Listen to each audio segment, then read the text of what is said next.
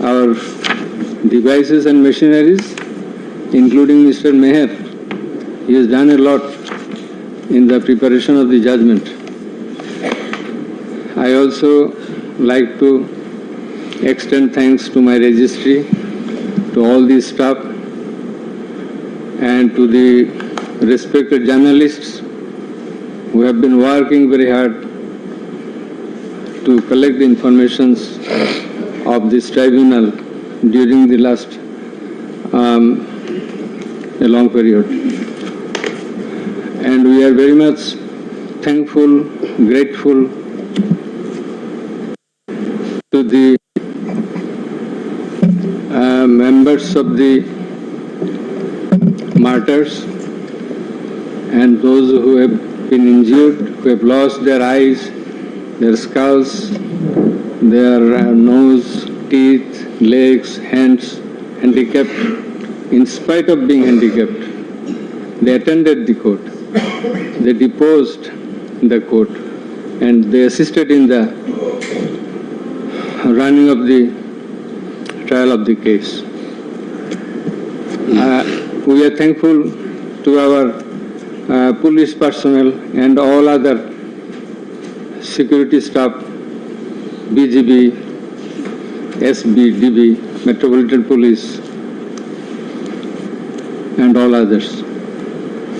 And many thanks to those who have come to depose in the court. And very much thankful to the prosecution.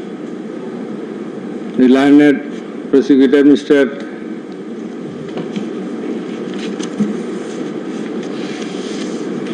Mizanul Islam, Mr. Ghazi Manoarul Hussain. They played a substantial part in the trial. And I will mention the other names of the prosecutors who have also contributed to some extent from time to time during the proceeding of this case. And they are Mr. Sultan Mahmud, Mr. Shahidul Islam Sardar, Mr. Farooq Ahmed, Mr. Abdullah Al-Numan, Mr. Abdul Sattar, Mr. Mamun Rashid, MD Hassanul Banna, SM Moinul Karim, Mr. Saikul Mahdi, Mr. Tariq Abdullah, Mr. Saimum Raja, Mr. Tasmirul Islam, Mr. Tanvir Hussain Joha. Our thanks to all our staff, whose names I could not mention by this time. Our heartfelt thanks to the learned Attorney General, who have attended the trial at the inception and at the conclusion. Over and above,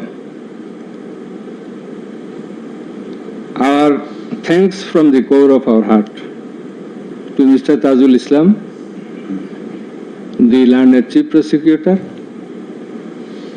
for playing the part of excellence. We are thankful to all others. Thank you all. Now let us say something about,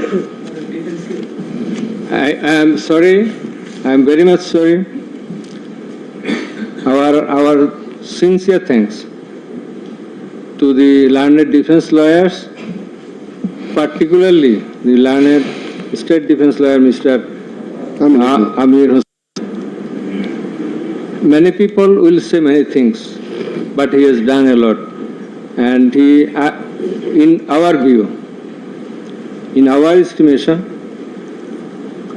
to the best of his possibility, he played the exact role he was supposed to, and that we expected. Thanks to him again. And if anyone is left, sorry that we do not by this time recollect.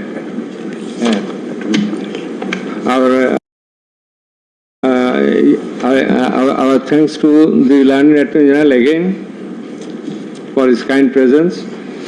We are sorry for being late because many things are connected in the preparation of the judgment. This is a very big matter. For the last couple of days, we could sleep very little, and we had to work continuously for 10 to 12 hours every day. So, anyway, this is our job, but all of you are waiting. You have participated in many ways. Thanks to you all. Now let us discuss something about the judgment. I want to give an idea of the judgment. The judgment comprises 453 pages.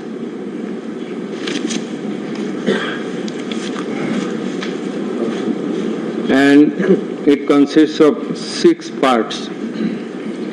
The first part includes the index, description of the prosecutors, learned prosecutors and the learned defense counsels, introduction of the accused, origin and object of the tribunal, jurisdiction of the tribunal. Article 7 of the Rome Statute, which is the basis of trial of our tribunal.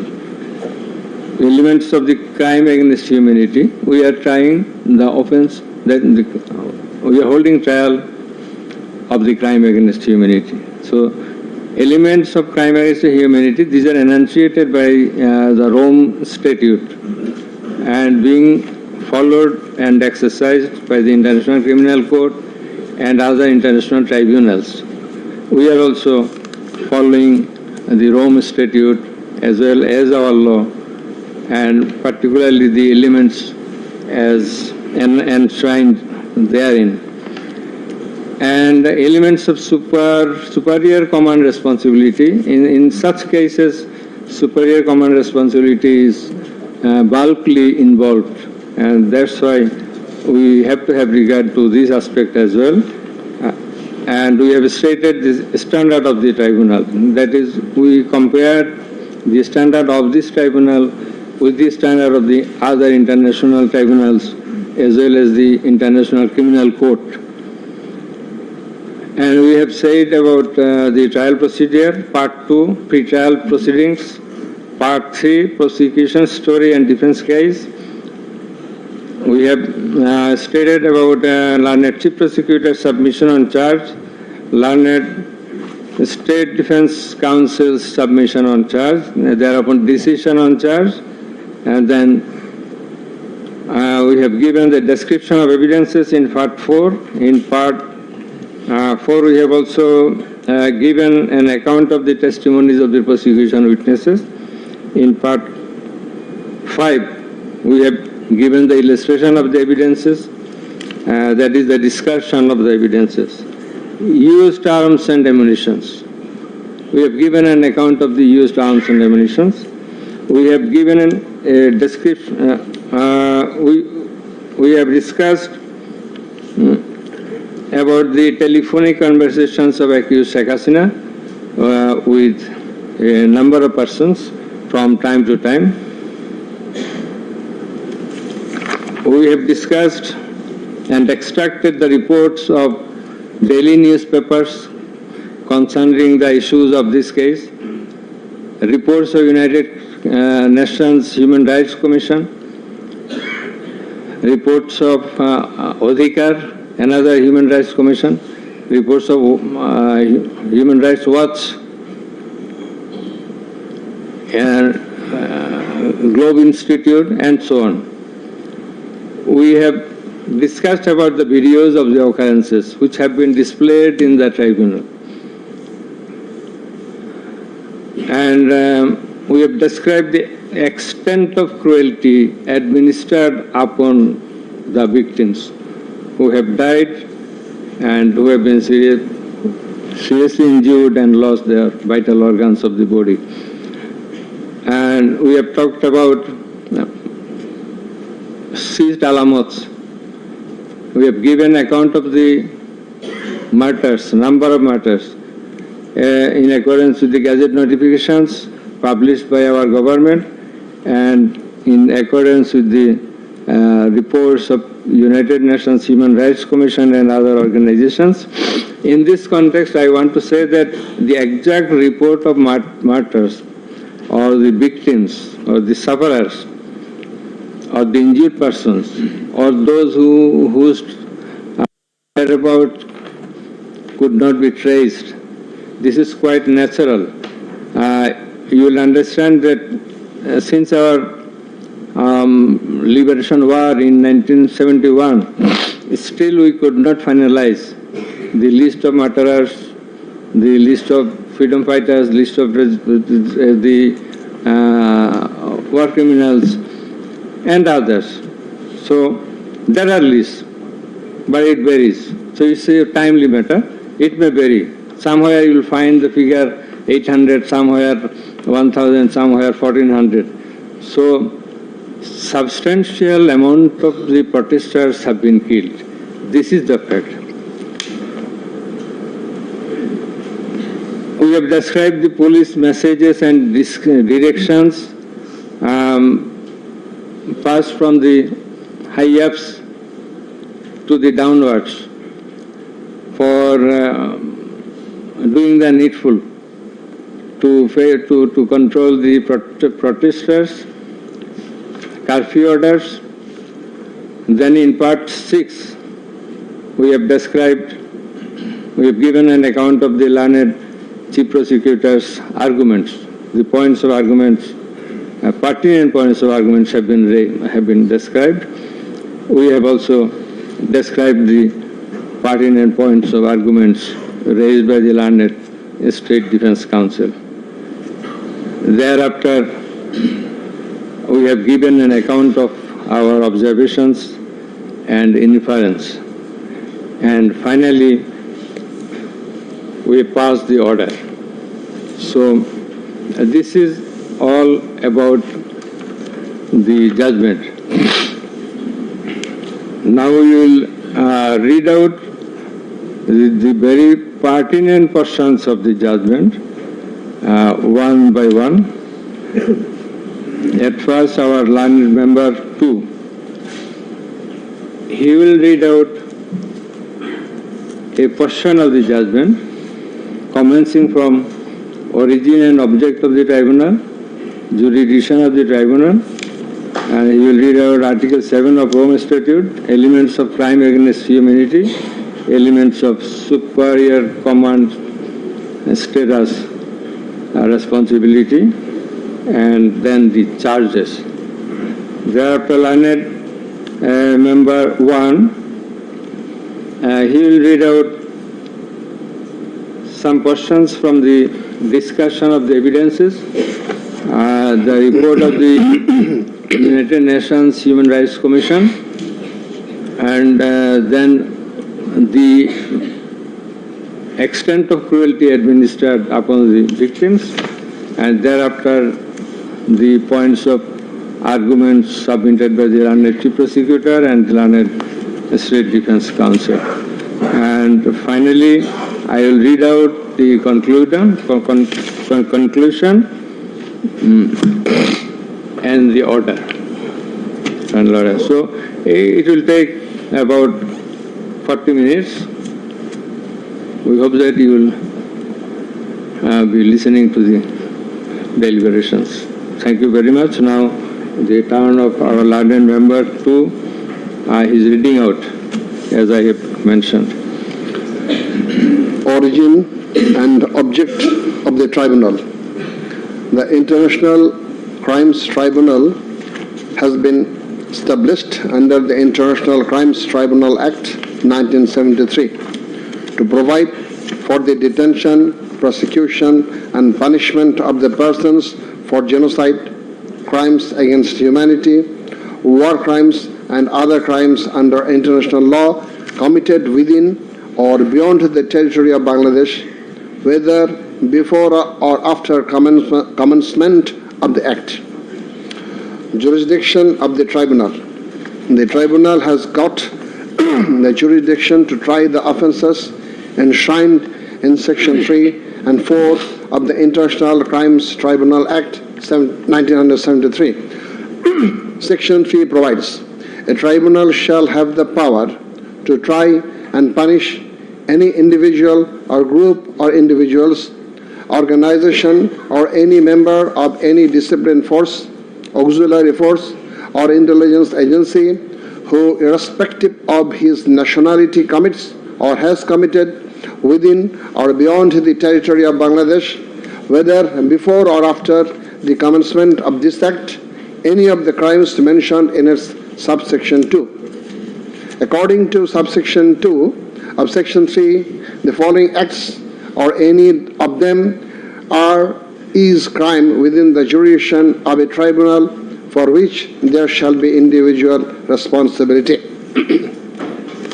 The Constitution of Bangladesh has given upper hand in Article 47, subarticle 3 thereof to the application of the provisions of International Crimes Tribunals Act 1973 in the following manner. Notwithstanding anything contained in this Constitution, no law nor any provision thereof providing for detention, prosecution, or punishment of any persons who is a member of any armed or defense or auxiliary forces or any individual group of individuals or organization, or who is a prisoner of war for genocide, crimes against humanity, or war crimes and other crimes and crimes under international law shall be deemed void or unlawful, or ever to have become void or unlawful on the ground that such law or provisions of any such law is inconsistent with or repugnant to any of the provisions of the constitutions.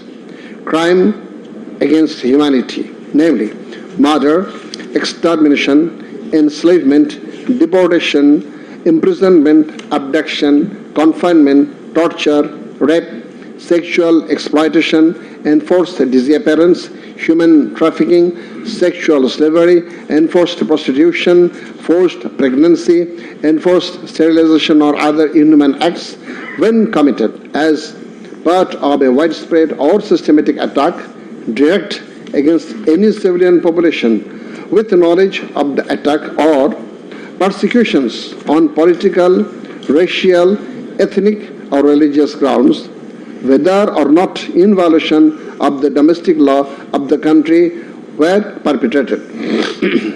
Section 4 provides as follows. Any individual or groups of individuals or any member of any disciplined force, auxiliary force or intelligence agency who commits a crime within the jurisdiction of the tribunal shall be responsible and liable for a punishment. Any commander, superior officer or leader who orders, permits, acquiesces, incites or participates in the commission of any of the crimes specified in Section 3 or is connected with any plans or activities involving the commission of such crimes, or who fails or omits to discharge his duty to maintain a discipline or to control or supervise the actions of the persons under his command or his subordinates, whereby such persons or subordinates or any of them commit any such crimes, or who fails to take necessary measure to prevent the commission of such crimes.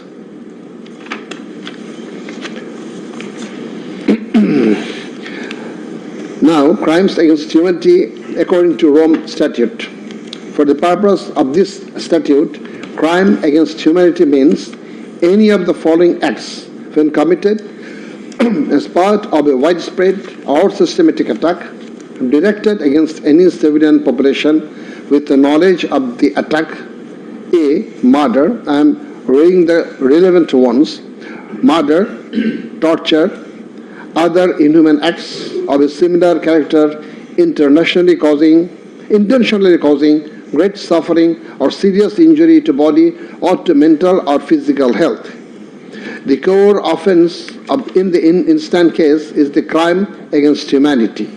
Thus, we have to see what elements are required to constitute this crime. In Section 4 of the Act, there must be an attack. B. The attack must be widespread or systematic. C. The attack must be targeted a civilian population. D. The attack must be within the knowledge of the superior, or the superior should have known of the attack in order to hold him or her liable for the crime. The superior must have been in the control over the concerned subordinates. Elements of superior command responsibility. From the jurisprudence and eminent from the international crimes tribunals, it is generally agreed that 4 elements must be proven for a person to be held responsible as superior. The elements are: 1. An international crimes must have been perpetrated by someone other than the accused. 2. There existed a superior-subordinate relationship between the accused and the perpetrator. 3. The accused as a superior knew or had reason to know that the subordinate was about to commit such crimes or had done so. 4. The accused as a superior failed to take the necessary and reasonable measure to prevent such crimes or punish the perpetrator. Section 4, subsection 2 of the International Crimes Tribunal Act provides that any commander or superior officer who orders, permits, acquiesces, or participates in the commission of any of the crimes specified in Section 3 or is connected with any plans and activities involving the commission of such crimes, or who fails or omits to discharge his duty to maintain discipline or to control or supervise the actions of the persons under his command or his subordinates, whereby such persons or subordinates or any of them commit any such crime, who fails to take necessary measures to prevent the commission of such crime is guilty of such crimes. Now, I am going to read the charges. On the point of the jurisdiction of this tribunal raised by the learned State Defense Council, it may be noted that there is no scope in law to raise such question, since question of jurisdiction of the tribunal is barred by Section 24 of the International Crimes Tribunal Act. Regarding the allegations against the accused, he merely made flat denials thereto without showing anything subsistence contrary to the acts complained of. On the other hand, on perusal of the formal charges and the documents submitted therewith, and also in consideration of the submission of the learned Chief Prosecutor and the learned State Defense Council, it has been made to appear to us that there are sufficient grounds for framing charges against the accused under Section 3, subsection 2, read with Section 4 of the Act.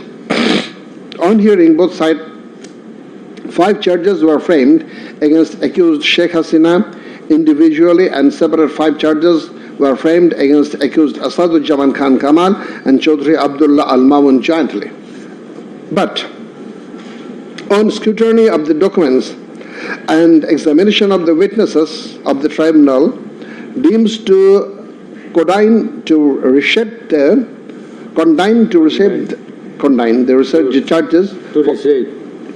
the charges for ends of justice, and accordingly the same charges framed earlier have been modified in the following manner. Charge number 1. Incitement in order to attack and kill protesting students of Dhaka University and other academic institutions of the country, and also failure to take preventive and punitive measures, and thus killing hundreds and severely injuring thousands of protesters.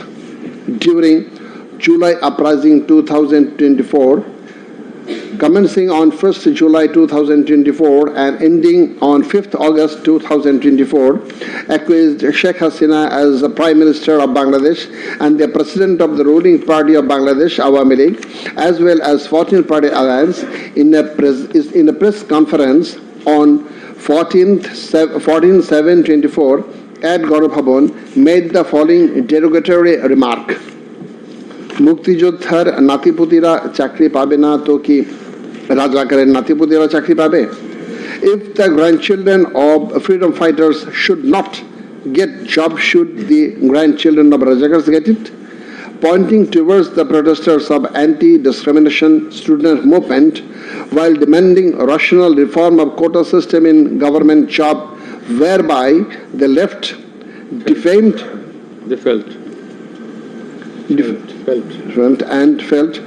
defamed and aggrieved, since Rajakars are considering as collaborators of occupant Pakistan army during liberation war of 71, and thereafter the term has been being used to stigmatize an individual or group of individuals as enemy of the state of the people. Moreover, in a telephonic conversation with ASM Maksud Kamal, the then Vice Chancellor of Dhaka University, Sheikh Hasina, mentioned that she ordered to hang the protesters as the Rajakars have been hanged before. Furthermore, being incited and inspired by the said remark, Cabinet Minister and Awami League Secretary Obaidul Qadir, separately charged, made another provocative, aggressive remark on 15th July of 2024 at 12 noon, saying, Andolon Domone Chhatroligi Jotheshto. Chhatroligi is enough to bring the movement under control. And as such, the students, female and male, came down to the streets chanting slogans against herself and her party of government. Meanwhile, her subordinates, including the cabinet members, police and other law enforcing agencies, activists of four-party Awami League and its affiliated and allied organization go to incited and inspired of the aforesaid remarks of you and Obaidul Qadir, and thus they launched widespread and systematic attack within your full knowledge upon the peaceful statement protesters in Dhaka University, causing 297 students injured and many others in different educational institutions throughout the country, including Rangpur Begum Rokia University, where Abu Said was brutally shot dead by police. By your incitement and order to kill the protesting students who have been injured and killed as the foresight, and also by failure to take preventive and punitive measure against the perpetrators, accused Sheikh Hasina committed the crimes against humanity under Section 3, Subsection 2, under Section 4, Subsection 1, Clause B, and Section 4, Clause 3. Subsection 3, read with Section 20A of the International Crimes Tribunal Act 1973. Charge number 2. Order to use lethal weapon, drones and helicopters to kill the protesters and execution of the order. During the July uprising 2024, accused Sheikh Hasina held a conversation over telephone with Dr. ASM Maksud Kamal, the then Vice Chancellor of Dhaka University, from Ganabhavan on 14th July 2024 at about 11 p.m., wherein she mentioned that she already ordered to kill the protesters like the Rajakars who have been hanged before. Again on July 18th, Sheikh Hasina conversed over telephone with Sheikh Fazlanur Taposh, the then Mayor of Dhaka South City Corporation, mentioning that she had already given direction to the law enforcement agencies to use helicopter and lethal weapons to kill and eliminate the peaceful, unarmed civilian protesters, and also ordered them to use drones to locate the protesters. She also told him that she passed orders to arrest and protesters across the country.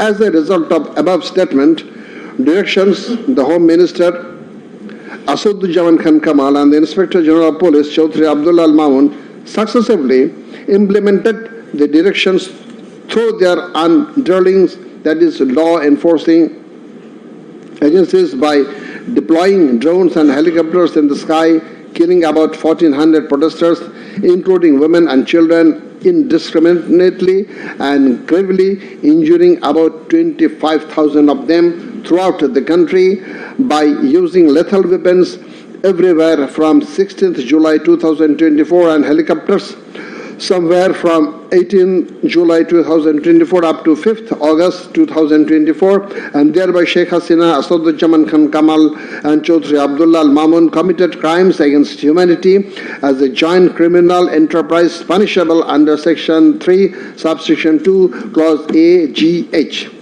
Section 4, Clause B, C, Section 4, Subsection 3, read with Section 20A of the International Crimes Tribunal Act.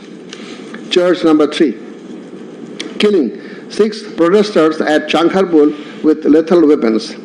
The protesters convened a program titled March to Dhaka to be held on 5th August and made a call to the people of all walks throughout the country to march to Dhaka on the scheduled day.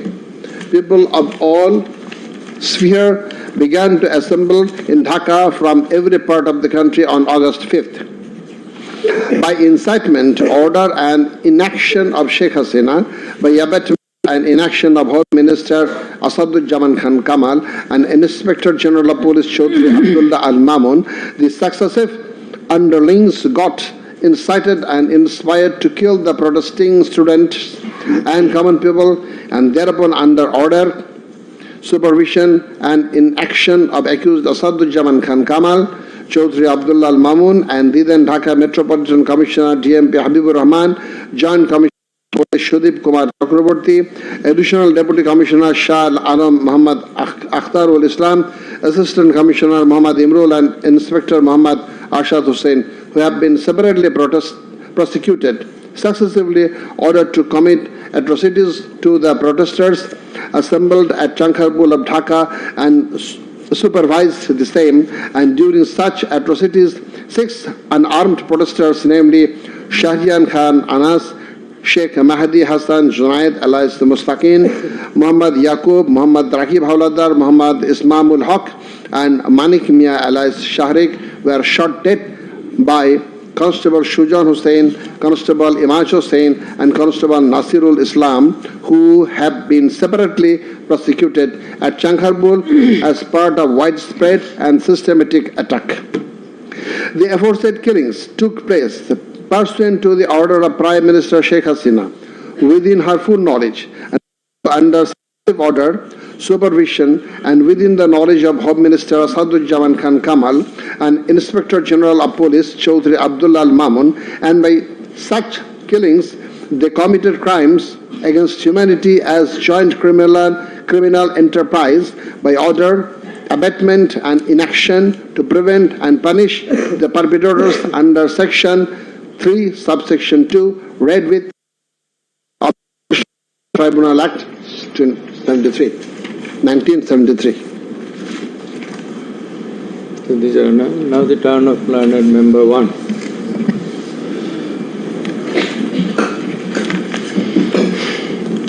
It transpires from the prosecution witnesses deposed in corroboration of the facts of incitement and order of accused Sheikh Hasina to deploy drones and helicopters and also to use lethal weapons to kill the protesters.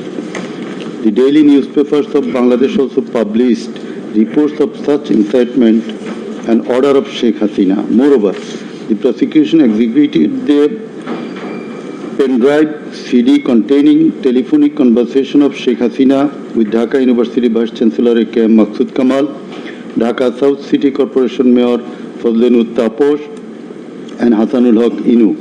The concerned device containing the said conversations have been played in the tribunal, and thereupon we find that in the conversation with the Dhaka University Vice Chancellor A.S.M. Maqsood Kamal accused Sheikh Hasina mentioned that she already ordered to hang the students as Razakars have been hanged. Now I am mentioning the substantial portion from his conversation with, from her conversation with ASM Maksud Kamal, the accused Vice Chancellor of Dhaka University. Sheikh Hasina, তো রাজাকারের তো ফাঁসি দিছি, এবার তাদেরও তাই করব, একটাও ছাড়বো না, আমি বলে দিচ্ছি। শেখ হাসিনা, কোন দেশে বাস করি আমরা? এদেরকে বাড়তে বাড়তে তো রাজাকার অবস্থা হয়েছে, দেখিস নাই? সবগুলোকে ফাঁসি দিছি, এবার তোদেরও ছাড়বো না। শেখ হাসিনা, সব এইগুলাকে বাইর করে দিতে হবে, আমি বলে দিছি, আজকে সহ্য করার পরে অ্যারেস্ট করবে, ধরে নেবে এবং যা অ্যাকশন নেওয়ার নেবে।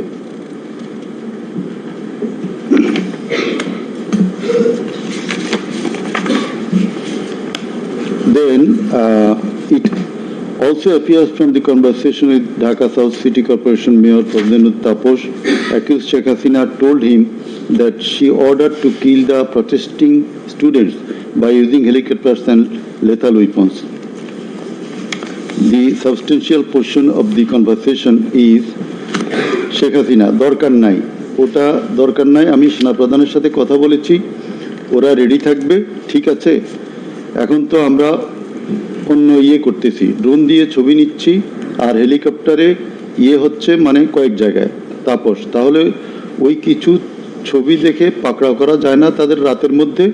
শেখ হাসিনা, সবগুলিকে অ্যারেস্ট করতে বলেছি মাত্র রাত্রে। তাপস, হ্যাঁ, পাকড়াও করলে ওদেরকে। শেখ হাসিনা, না, ওটা বলা হয়ে গেছে, ওটা নিয়ে র্যাব, ডিজিএফআই, এনএসআই সবাইকে বলা হয়েছে যে যেখান থেকে যে কয়টা পারবা ধইরা পেল। তাপস, জি। শেখ হাসিনা, ওটা বলা আছে, আর এখানে গ্যাদারিং দেখবে সেখানে, আর যেখানে গ্যাদারিং দেখবে সেখানে ওই উপর থেকে করাচ্ছি, অলরেডি শুরু হয়েছে কয়েকটা জায়গায়। তাপস, জি।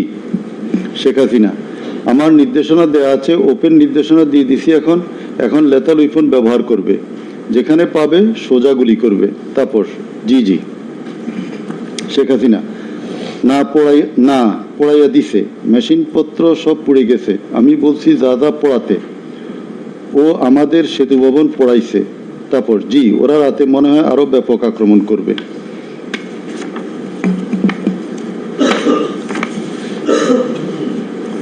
In the conversation with the Hasanullah Inu, accused Sheikh Hasina mentioned of bombing upon the protesters from the helicopter. The substantial portion, relevant portion from the conversation. Sheikh Hasina, না, আমি বলছি ক্যাজুয়ালিটির দরকার নাই, ওরা ব্যারিকেড নিয়ে আছে তো ঠিক আছে, আকাশ থেকে নামবে, তখন দুই পাশ দিয়ে ধরবে, মেসেজটা দিয়ে দিতে পারেন যে সেনা পাঠানো হচ্ছে আর হেলিকপ্টার দিয়ে সোজা বম্বিং করা হবে, র্যাবের হেলিকপ্টার দিয়ে উপর দিয়ে মারবে। হাসানুল্লাহ কিনু, আপনি এই জামাত শিবিরের মেরুদণ্ডতা আবার ভেঙে দেন ঢাকা শহরে। শেখ হাসিনা, এক্কেবারে। শেখ হাসিনা, হ্যালো। হাসানুল্লাহ কিনু, হ্যালো, জি, আসসালামু আলাইকুম, আমি ইনু বলছিলাম। হ্যালো। শেখ হাসিনা, হ্যাঁ বলেন। আচ্ছা, আমি এটা স্ক্রলে দিয়ে দিতে বলছি যে তোমরা ছাত্ররা সব ঘরে ফেরো, গার্ডিয়ানদেরকে বলছি এইখানে কিন্তু জঙ্গি হামলা হয়েছে। হাসানুল্লাহ কিনু, হ্যাঁ, এটা রাইট। শেখ হাসিনা, না, এটা আমাকে বেশ কিছু আন্তর্জাতিক পাইছি, তারা এটাকে জঙ্গি হামলা হিসাবে কনসিডার বলতেছে। হাসানুল্লাহ কিনু, হ্যাঁ, জঙ্গি হামলাই হয়েছে, এই কার্ডটা খেলবো আমরা এখন। শেখ হাসিনা, না, কার্ড খেলা না, এটা আমি আগে করি নাই, কিন্তু আমাকে আন্তর্জাতিক সংস্থা থেকে মেসেজটা দিচ্ছে যে এটা জঙ্গি হামলা। হাসানুল্লাহ কিনু, জঙ্গি সন্ত্রাসের মোকাবিলা করছে এখন সরকার। শেখ হাসিনা, তারা আমাকে এটাই বলছে যে এটা জঙ্গি হামলা, দিয়ে দিব পেপারে।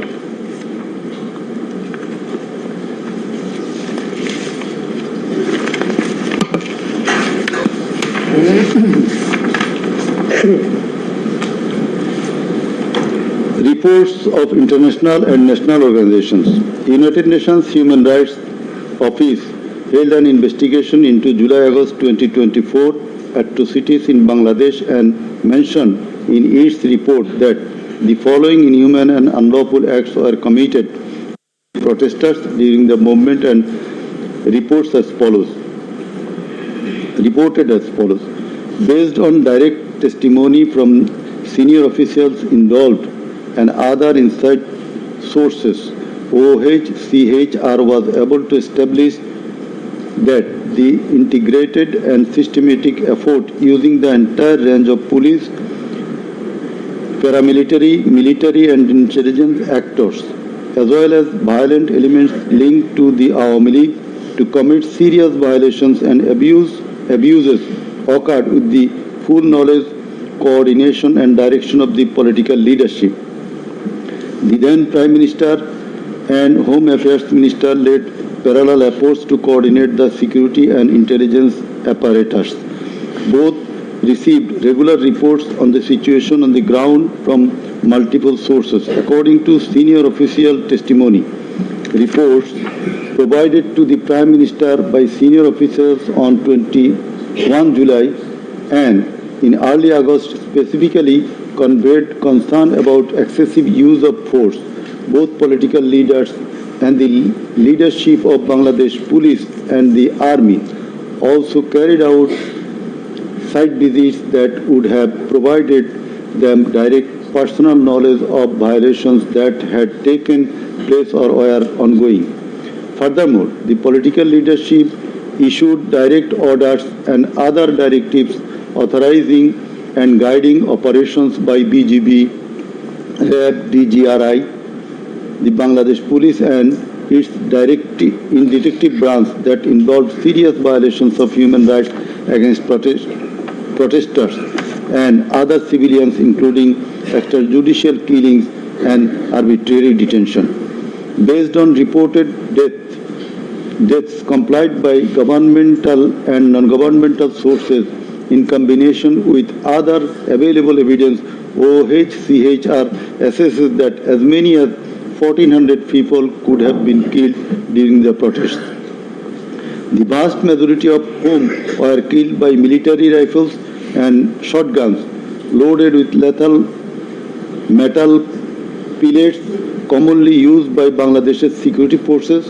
Thousands more suffered severe, often life-altering injuries. More than 11,700 people were arrested and detained, according to the information from the police and RAB provided to OHCHR. Government attempted to intimidate and delegitimate the student protest movement, mobilize of Chhatra League, police and paramilitary forces,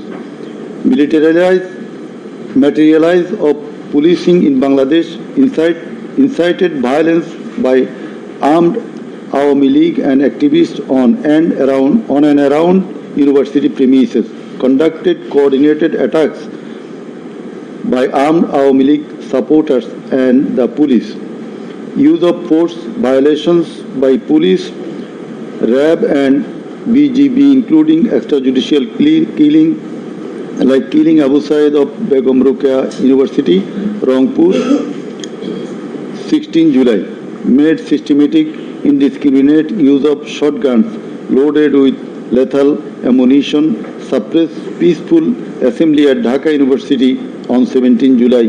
Police, RAB and BGB extrajudicially killed protesters in Uttara on 18 July. Disproportionate and indiscriminate use of firearms in response to violent unrest, indiscriminately shooting in Rampura and Badda by BGB and police on July 19.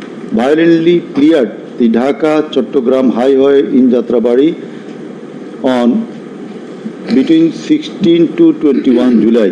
Extrajudicial killings to suppress the march to Dhaka on August 5 involved the army who shot at protesters at Jamuna Future Park on 5th August 2024, used helicopter to intimidate and deploy possibly unlawful force, obstructed of medical care and denied necessary medical documentation, obstructed medical treatment of victim Sheikh Asabul Yamin, shot by police, caused mass arbitrary arrests, detention without due process, and torture and ill treatment, caused block raids and mass arrests, including injured persons. Students and opposition leaders attacked journalists, children and women, and caused unjustified shutdown of internet. In the said report, Mr. Volker Turk, the High Commissioner of Human Rights Office of United Nations, that the atrocities committed in July Revolution 2024 in Bangladesh was preconcerted and systematic in order to remaining in power. There are cogent grounds to believe that hundreds of extrajudicial killings, arrests, detention and torture were carried out by the political leaders and the highest law enforcing authorities within their knowledge and under their direction and supervision as strategy to suppress the movement, whereby human rights have been seriously violated and thus international crimes have been committed. He also observed that the evidences collected do depict a picture of widespread state atrocities and targeted killings. He further remarked that such atrocities ought to be brought under accountability. There are many other similar reports by the Global Institute International Truth and Justice Project, Bloodshed in Bangladesh, World Report 2025 of Human Rights Watch.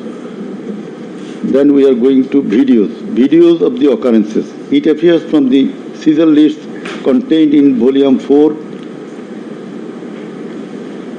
captions, Caesar list and documentary evidence that a good number of videos of the alleged occurrences have been seized by the investigating officer, which are described below.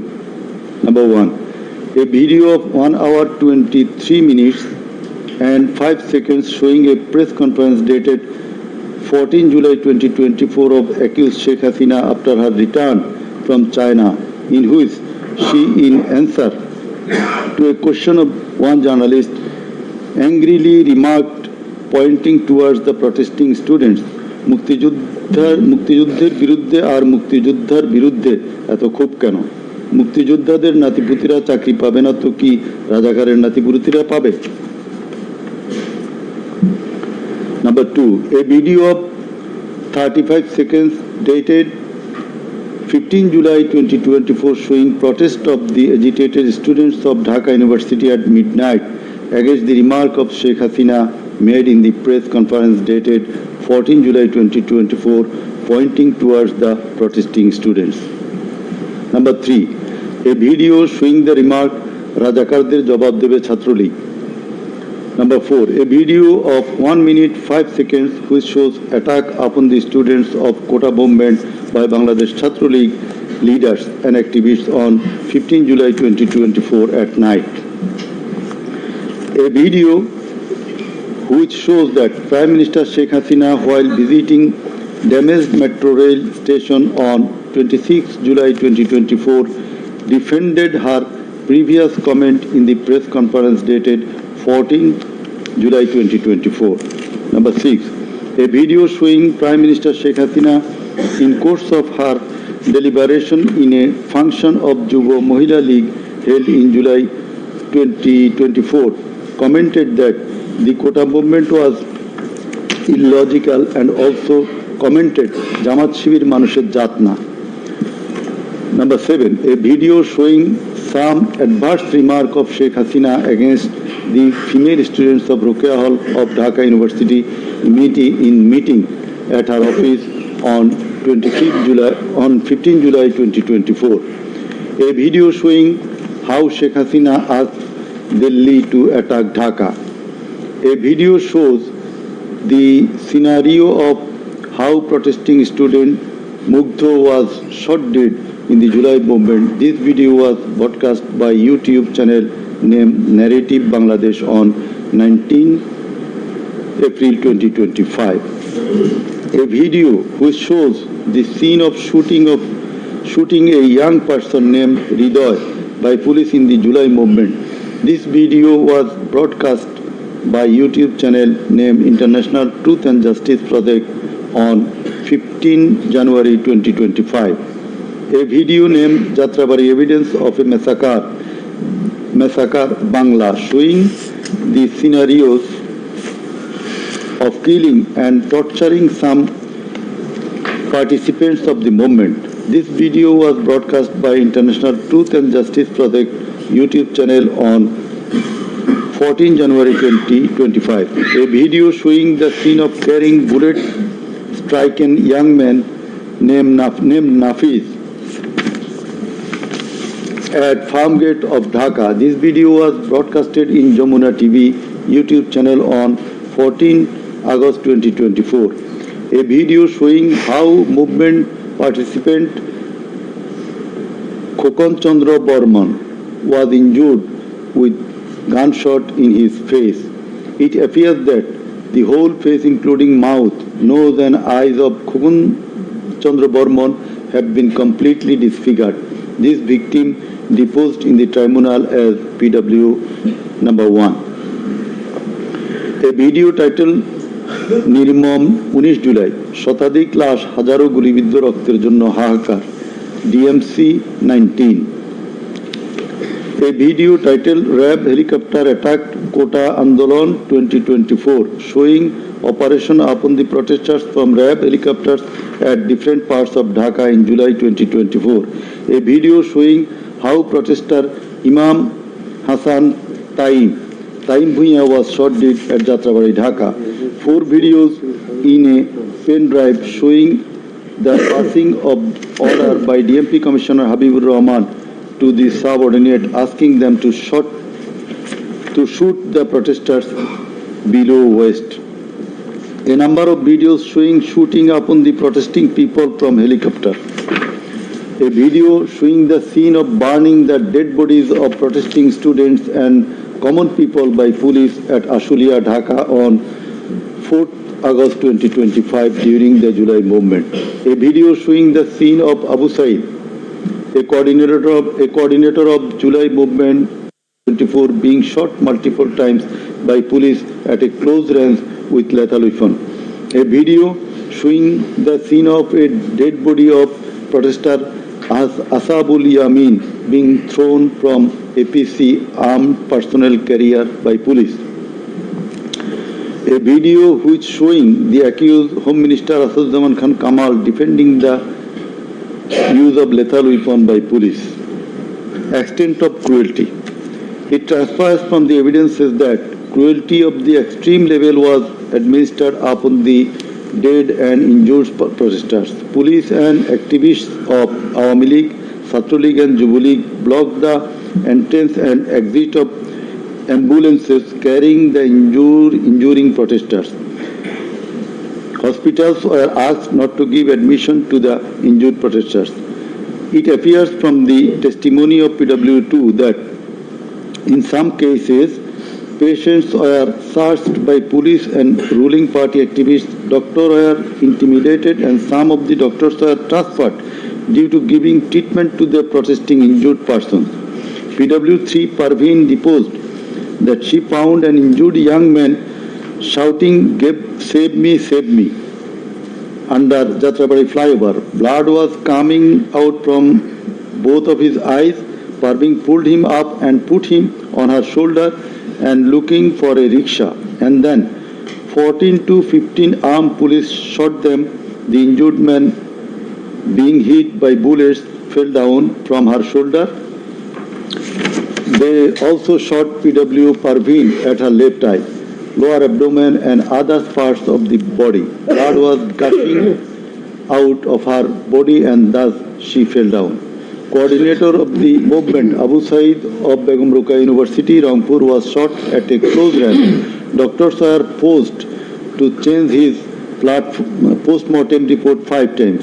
PW8 Naim Chikdar was shot at a close distance of 5 meters.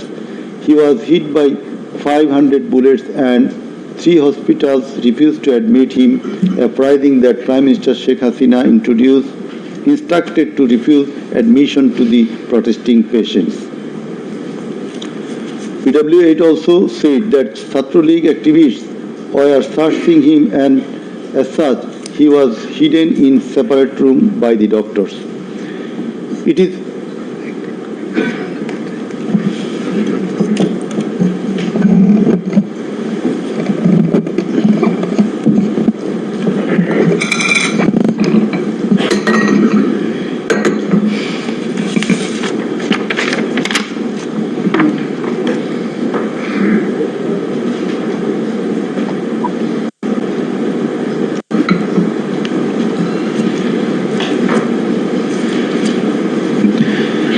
revealed from the evidence of PW9 Shahina Begum that police burned the dead body of her son along with some other dead bodies in Ashulia of Dhaka. PW10 MD Enab Nazez Zaki also stated that his son was killed and then the dead body was burnt by police in Ashulia. We find from the testimony of PW10 Asabur was shot dead and set ablaze. It appears from the testimony of PW13 Dr. Muhammad Mahfuzur Rahman that most patients admitted to the hospital had no skull. The detective branch members had forbidden the doctors not to be serious in the treatment of the protesting patients, and also that they had been instructed from the higher authorities not to release the protester patients admitted there. The patients were mostly aged 13 to 30 years. The DB also asked the doctors not to admit any more patients injured in the movement. This witness also said that in order to hide the injured patients from the sight of DB personnel, the doctors adopted some tactic like changing the names of the patients and the type of injury in the admission register and recording road accident or other reasons instead of bullet wounds. It appears from the evidence of PW15 Dr. Hassanul Banna that police and Awami League activists prevented treatment of the protester patients, prohibited new admission of such patients, checked admission register, took away list of patients, set down entrance of the hospital and prevented entrance and exit of the ambulances and patients. This witness also said that one patient named Mustaqin Billah was admitted through an alternative entrance. To save the protester patients, the doctors had to change the name of the patients and particular of their problems. Remove them from the general ward to the post-operative ward, ICU special cabin. He added that treatment was given to such patients at risk of life of the doctors. We find from the deposition of PW18, Dr. Razibul Islam, that he was forced to change the post-mortem report of Abu Said 4 to 5 times. He was threatened with the saying that if he does not change the cause of death of Abu Said, he would be prosecuted. He was further told that there was an intelligence report against him. PW19 Shariful Islam was injured in the bombardment in Kustia. 62 pellets were removed from his body and 500 more still in his body. It is revealed from the evidence of PW21 Dr. Zakia Sultana that on 18 July 2024 they received 200 patients aged about 14 to 25 years with bullet injuries. On 19 July 2024 also similar number of patients with bullet injuries were admitted in the hospital. Numerous patients with bullet injuries were admitted on 4th, 5th, 6th August 2024.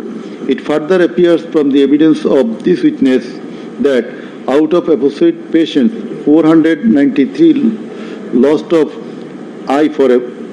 one eye forever, 11 lost both eyes forever, 28 lost vision of both eyes and 47 lost vision of one eye. It appears from the evidence of TW22, Mr. Idris, that while his son Maruf Hussain, after being shot by police, was being taken to the hospital, a policeman poked the wounded area of his son with the rifle butt. PW23 Amena Akhtar deposed that while Home Minister Asaduzzaman Kamal and IGP Chaudhry Abdullah Al Mamun were passing across Datrabari, one police officer was showing them a video of their attacks on protesters and said, "Guli kori ekta, more ekta, ahuto hoy ekta, ektai jay, bakita jay na." It transpires from the testimony of PW27, Dr. Mashuk Ahmed, that Satrolik activists stopped ambulance carrying protesting wounded near Shahidullah Hall of Dhaka University. They also checked the patient identity, asked the doctors not to treat the wounded protesters and also not to be so serious in their treatment. He further said 5 doctors were transferred elsewhere due to rendering treatment to protesters with bullet injuries.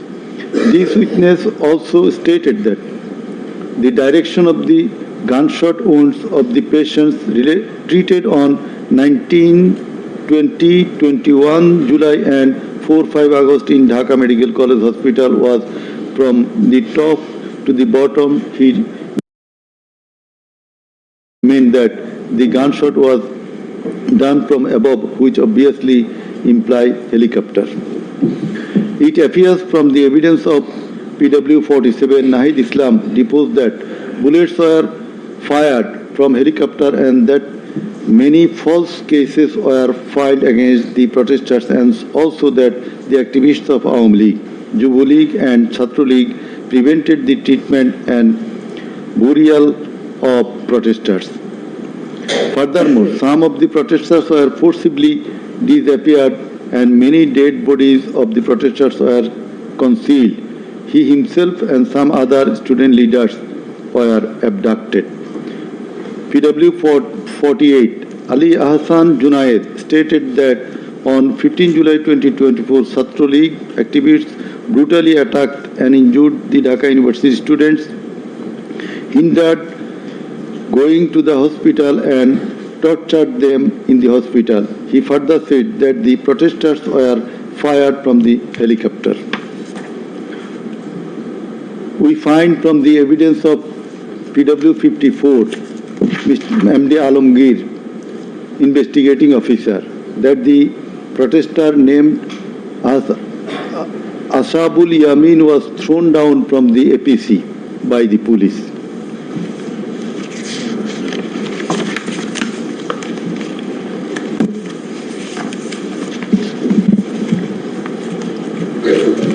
Summing up by the learned Chief Prosecutor. The learned Chief Prosecutor advanced argument on conclusion of the testimonies of the prosecution witnesses. He submitted that the Eastern case is an unprecedented and unexceptional one in the history of this subcontinent. After achieving independence in 1971, the people of the country had a great expectation and belief that all sorts of sufferings, poverty, tyranny and high-handedness of the government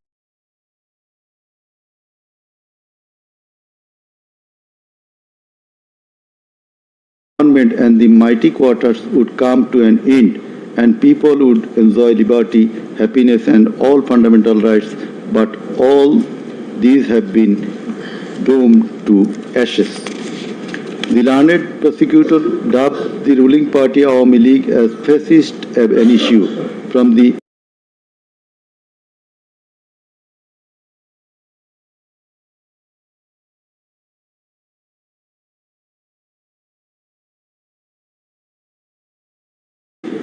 very inception of independent Bangladesh. The Awami League government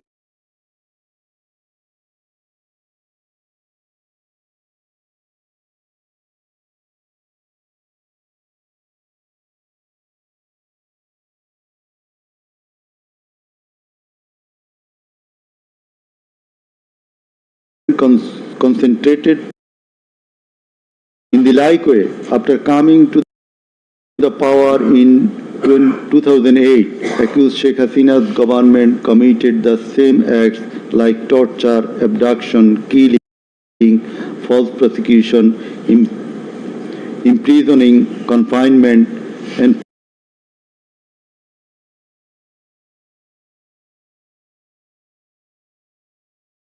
forced disappearances through dominated judiciary.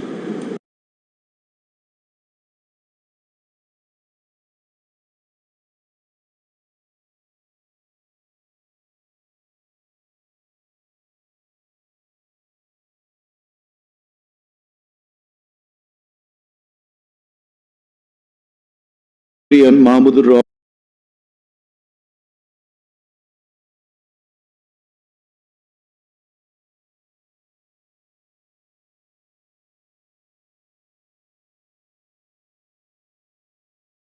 Rahman.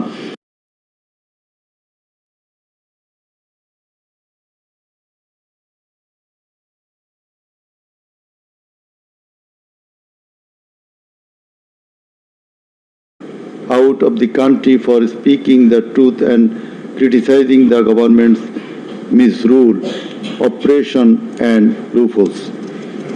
In 2008, with Sheikh Hasina's conspiracy as that of her father, 57 senior army officers, while an deputation in Bangladesh Border Guard, that is BGB, were killed in an official congregation of Pilkhana BGB headquarters by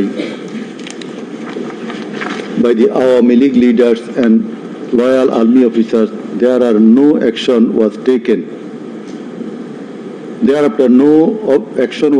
Against those killers. In 2013, the law enforcers and the ruling party activists killed hundreds of innocent young and underage madrasa students in a congregation arranged by Islamic organization Hefazat-e-Islam at Shapla Chattor, Dhaka.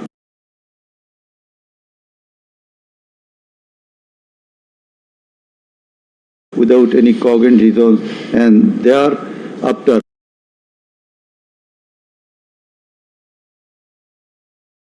no action was taken against the killers.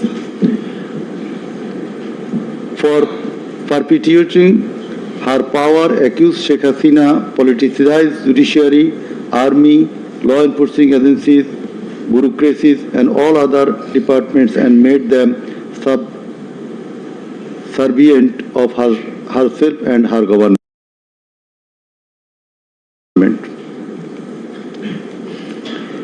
With the ulterior motive of remaining in power for long, Sheikh Hasina obtaining a verdict from the court given by her loyal judges headed by Chief Justice ABM Khairul Haq, now in jail, abolished the most popular and well-settled electoral system under caretaker government, held an expert election in 2014 participation and demands of the opposition parties, and in that election 153 candidates were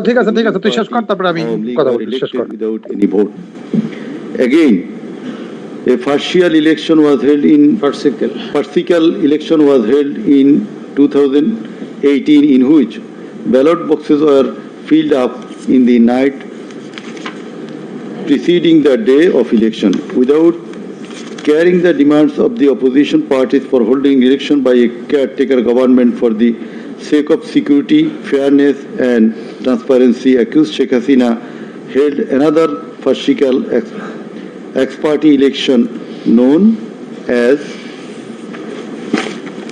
dummy election in January 2024 without allowing the political parties to participate. In 2024, the students launched a movement claiming reformation in the quota system in government jobs. They particularly demanded reduction of quota to to 5% from 56%. Instead of fulfilling the demand of the students or speaking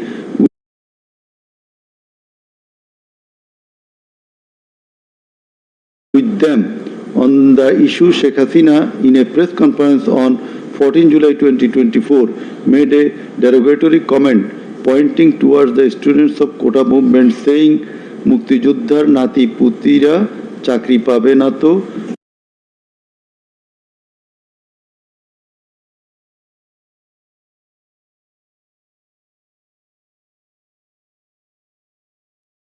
Ki Rajakarer Nati Putira Chakri Pabe. Whereupon the student of Dhaka University got extremely agitated and assembled at Raju Bhaskurjo in front of TSC of Dhaka University, where they protested against Sheikh Hasina's humiliating comment and demanded her apology.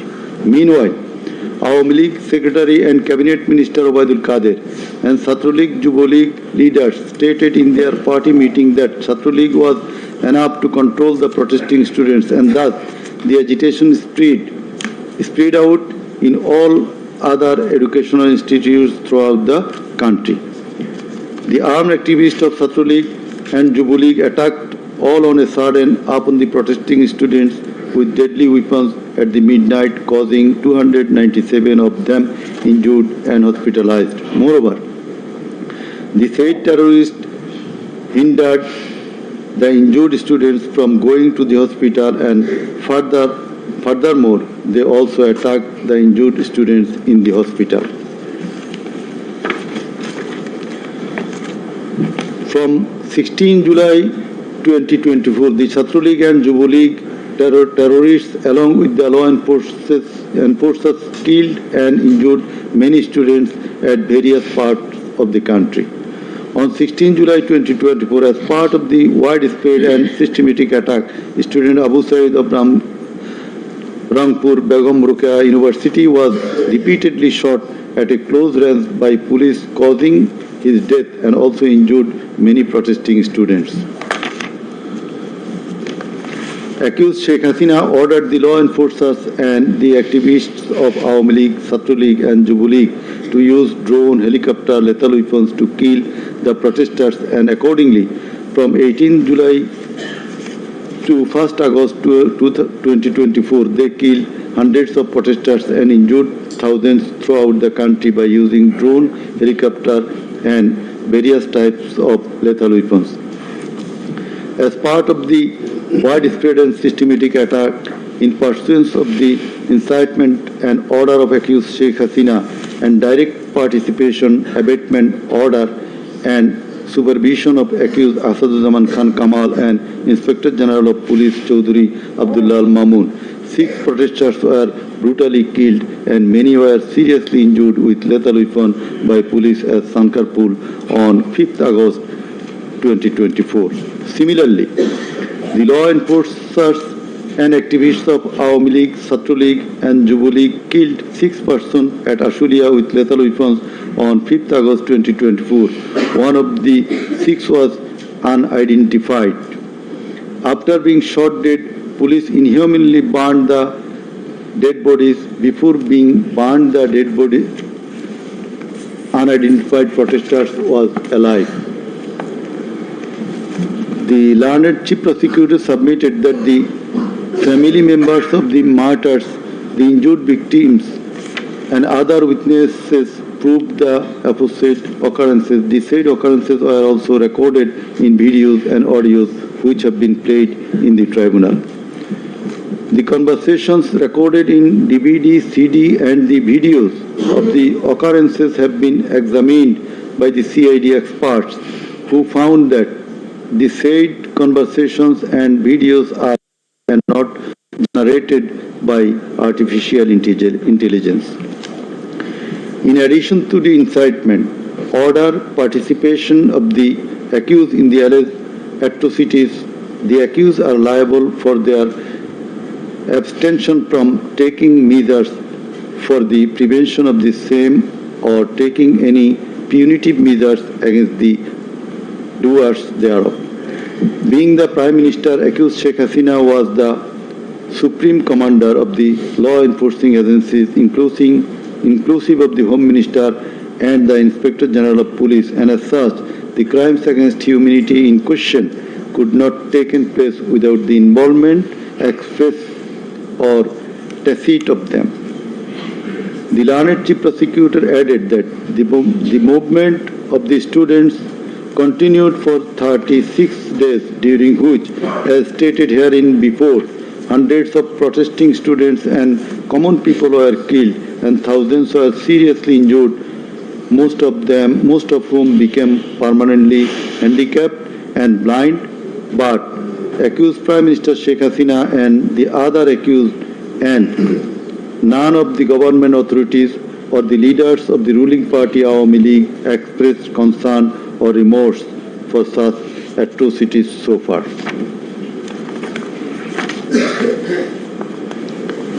Accused Sheikh Hasina, instead of expressing remorse or seeking apology for the said crimes, continued to commit further crimes by threatening the present government, the International Crimes Tribunal personnel and the prosecutors, and also the political party leaders in her hate speeches in audio conversations from time to time.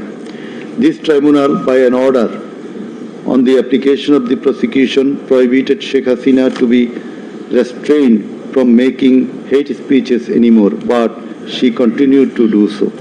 Sheikh Hasina committed contempt of this tribunal by threatening the concerned officials of the government as well as the tribunal personnel, inclusive of the prosecutors, to kill 226 persons and burn the houses of the rival party leaders and activists in an audio conversation with one of her party activists, for which the tribunal drew a contempt proceeding against her. In the said proceeding, the tribunal convicted Sheikh Hasina and sentenced her with 6 months imprisonment. The accused committed crimes against humanity jointly by their incitement, order, abatement, participation and inaction, which come within the purview of joint criminal enterprise and superior command responsibility. The authorities in question were widespread and systematic and was atrocities. The atrocities in question were widespread and systematic, and it was directed against the civilian population.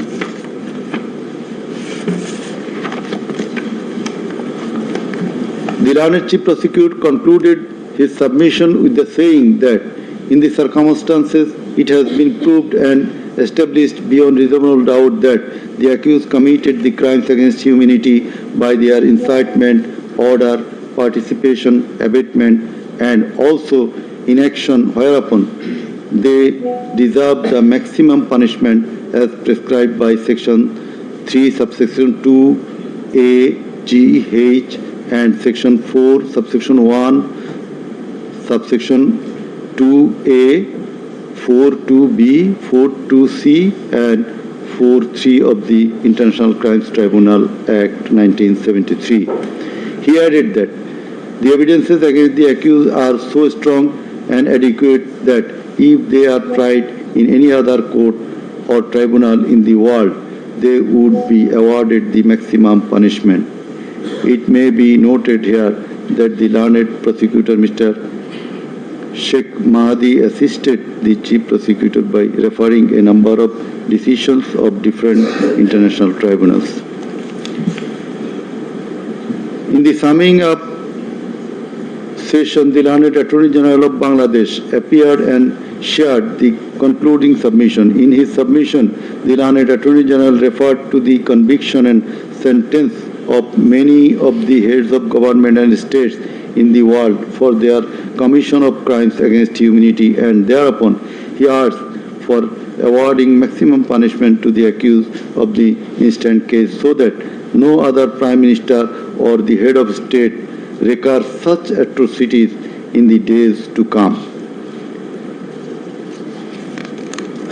Summing up by the learned State Defense, Mr. Amir Hussain, the learned State Defense Council argued that accused Sheikh Hasina and Asaduzzaman Kamal are quite innocent. The accused did not incite or order or participate or abet the commission of the crimes against humanity in question.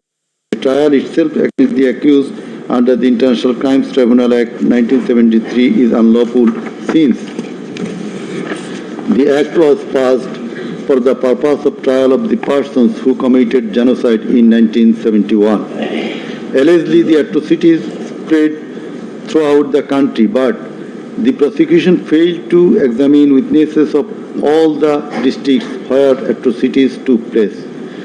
The Learned Defense Council submitted that no helicopter was used to kill the protesting students and public in the July-August movement 2024. The audio conversations in questions have not been duly examined by the experts. Although the audios have been examined by CID, the same should have been examined by some more experts. He questioned the prosecution's claim as to the number of the deaths and injured.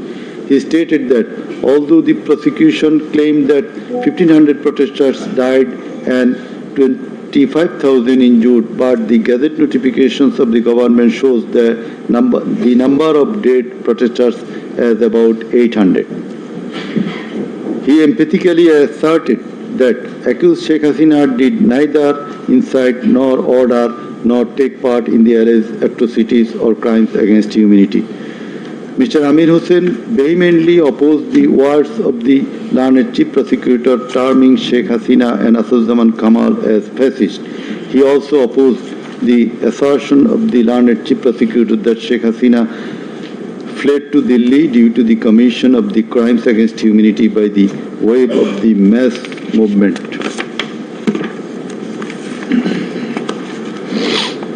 Rather, she was compelled to depart the country against her will. The Learned State Defense Council argued that the attack in question was neither widespread nor systematic nor directed against the civilian population. The Learned State Defense Council further submitted that the accused Sheikh Hasina and Asaduzzaman Khan Kamal cannot be held liable for joint criminal enterprise or superior command responsibility. He finally submitted that accused Sheikh Hasina and Asaduzzaman Khan Kamal are quite innocent and as such they deserve to be acquitted of the charges. Now, the Honorable Chairman of the Tribunal, Mr. Justice Ghulam Murtuza Chaudhary, will read out the final portion of the judgment, including the observation. Thank you. Thank you.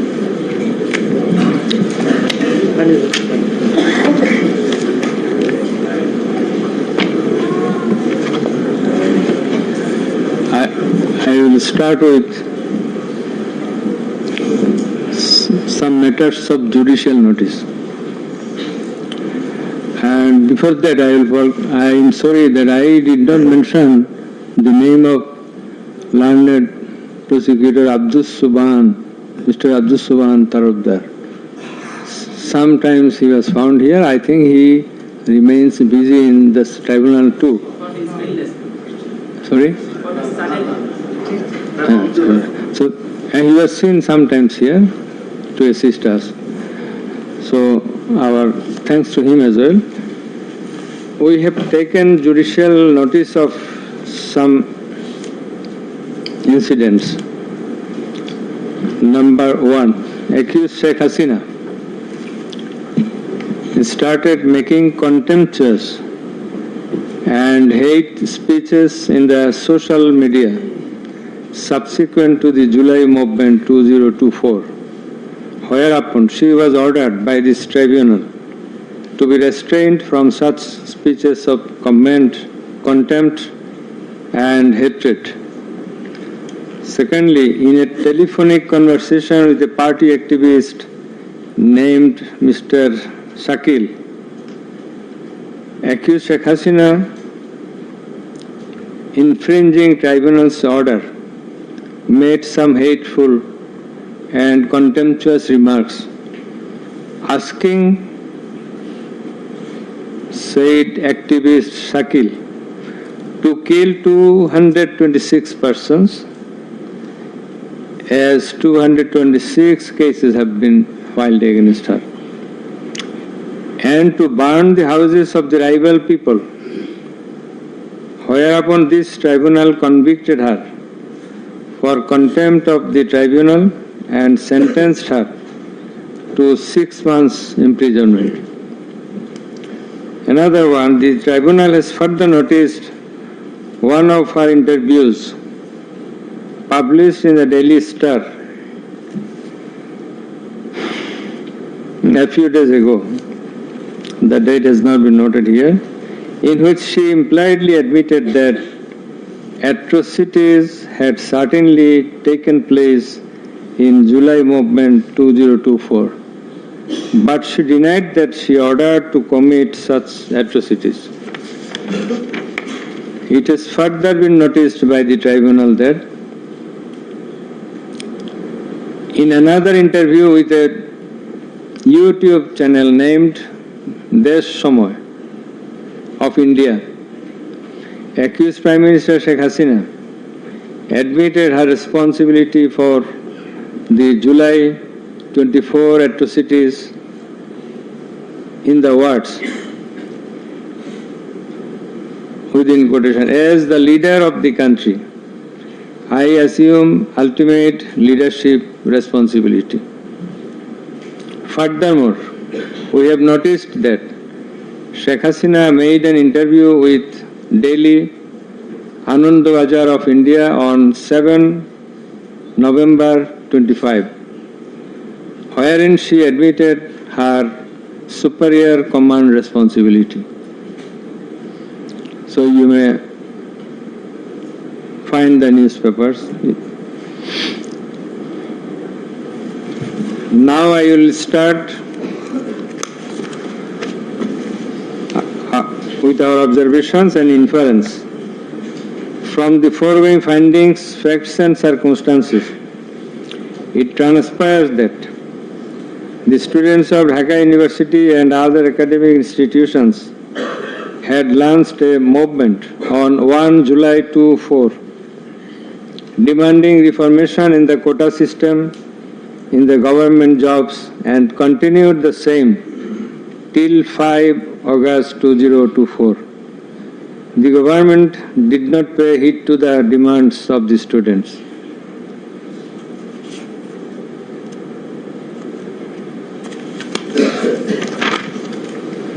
Instead of listening to the students and fulfilling their demands, the then Prime Minister, accused Sheikh Hasina, undermined the movement and made a derogatory remark pointing towards the students, terming them Rajakars.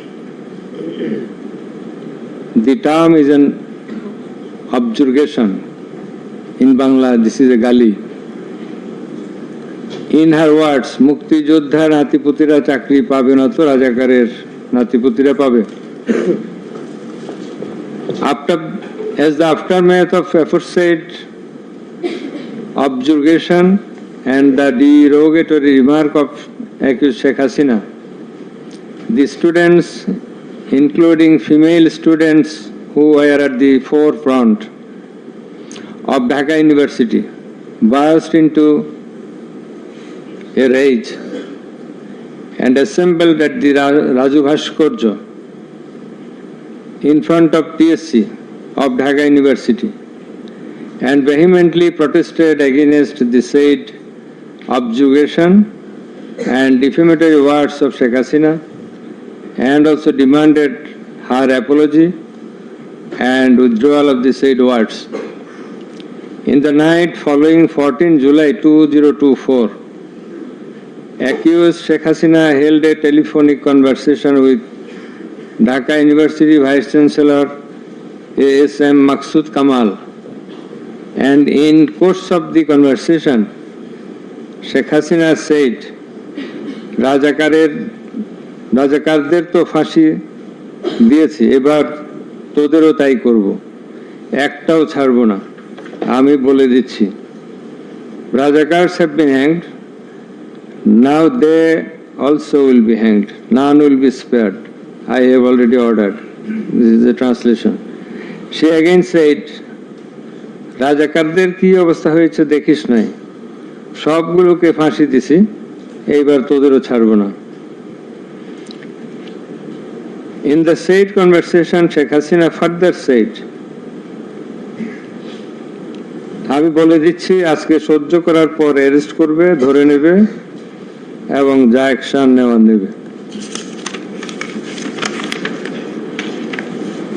And it is crystal clear that Sheikh Hasina expressed her incitement to the activists of her party Awami League and affiliates, Chhatro League and Jubo League, and also gave provocation to the protesters, and furthermore she expressed that she ordered to kill and eliminate the protesting students. The concerned pen drive CD containing the above conversation as well as the transcript thereof have been submitted in the tribunal. In addition to the above, on 15/7/2024, Awami League Secretary and Cabinet Minister Ubaidul Qadir made another provocative remark, saying, Andolon Domane Chhatro League is যথেষ্ট. Chhatro League is enough to control the movement. Whereupon the protesting students of Dhaka University burst into anger and vehemently protested against Sheikh Hasina, Ubaidul Qadir and the government.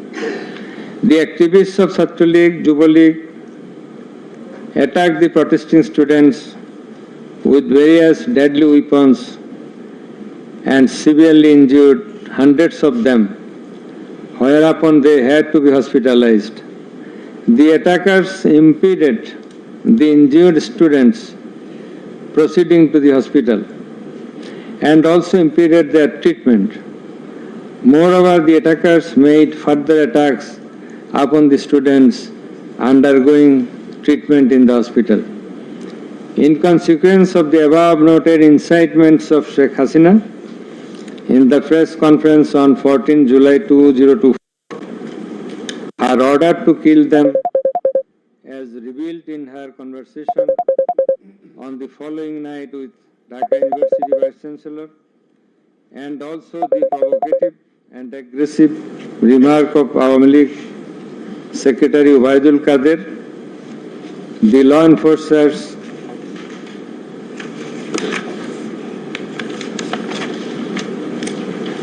and activists of Chhatro League and Jubo League attacked the protesting students at Dhaka University throughout the country, inclusive of Rangpur, Begum Rokeya University.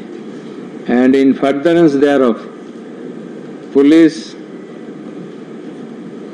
shot Begum Rokeya University student Abu Said repeatedly at a close range, whereupon he succumbed to the gunshots. The above mentioned conversation of Sheikh Hasina with the Dhaka University Vice Chancellor S.M. Maqsood Kamal has been examined by the experts in the CID Forensic Laboratory, and it appears from the report of the examination that the conversation was genuine and that the same have not been generated by artificial intelligence, AI. The concerned experts deposed in corroboration of the genuineness of the impugned conversation. Furthermore, we find support of such conversation in the reports of daily newspapers. In addition to the above, the concerned CD, pen drive containing the conversations has been played in the courtroom in course of the proceeding, and thereupon the conversation seemed to be genuine. The remarks of Sheikh Hasina in the press conference on 14/7/24 has been watched by many people in the television channel and social media. Almost all the Obaidul Qadir was published in the news, over and above said inciting remark and killing and order of killing by Sheikh Hasina and the provocative remark of Obaidul Qadir have not been denied by them. Although State Defence Council, the Lardent State Defence Council for the absconding accused Sheikh Hasina and Asaduজ্জামান Khan Kamal submitted that the conversation between Sheikh Hasina and ASM Kamal, Maqsood Kamal, has not been properly tested, but he failed to show any cogent reasons in this regard. The prosecution witnesses proved the attack upon the Dhaka University students by the activists of Awan League, Chhatra League and Yuva League following the incitement and Sheikh Hasina's order of killing, as well as the provocative remark of Obaidul Qadir. Sheikh Hasina ordered the law enforcing agencies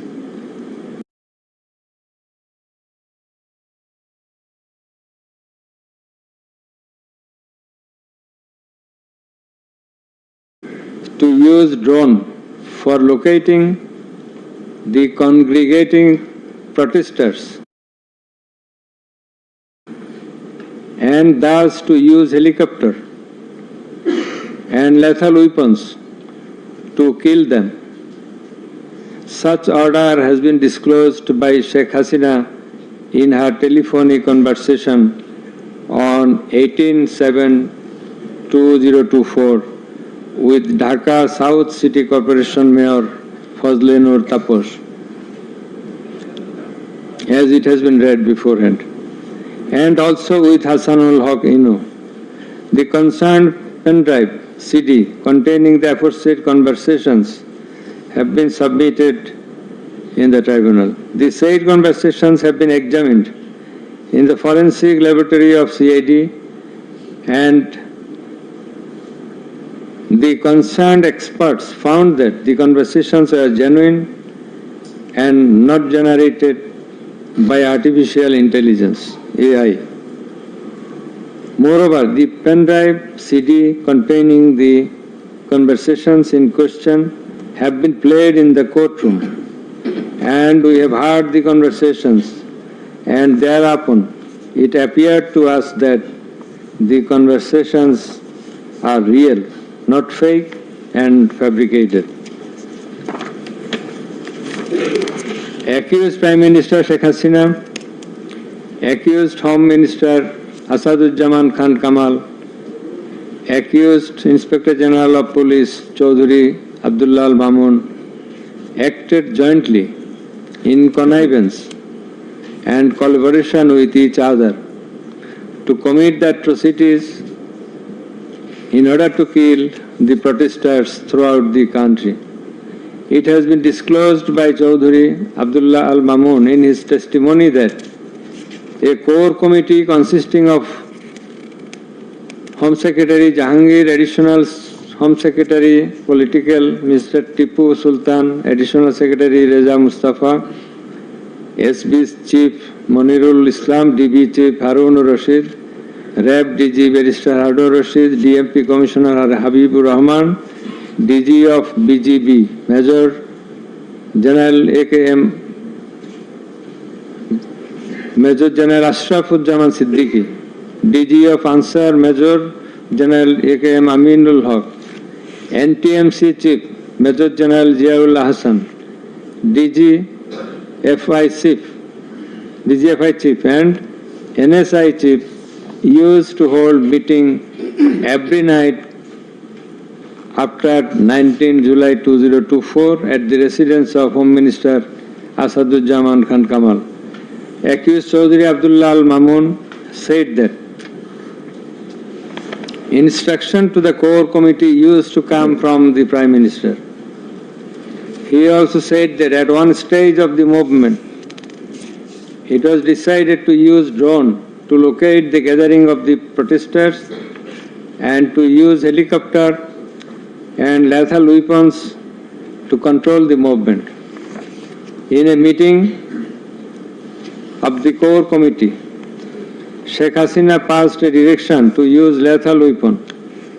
Additional DIG Joardar, who was present there, communicated the message to the police officers throughout the country to use lethal weapons accordingly. Furthermore, Chaudhry Abdullah Al Mamun said that in pursuance of the remark of Obaidul Qadir and Nanak that Chhatra League and Yuva League are enough to bring the movement under control.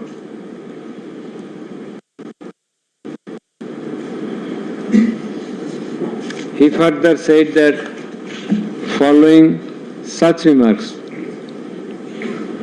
activists of Chhatra League and Yuva League attacked the students of Dhaka University. He also said that a lot of protesting students and public were killed by using drone, helicopter and lethal weapons throughout the country.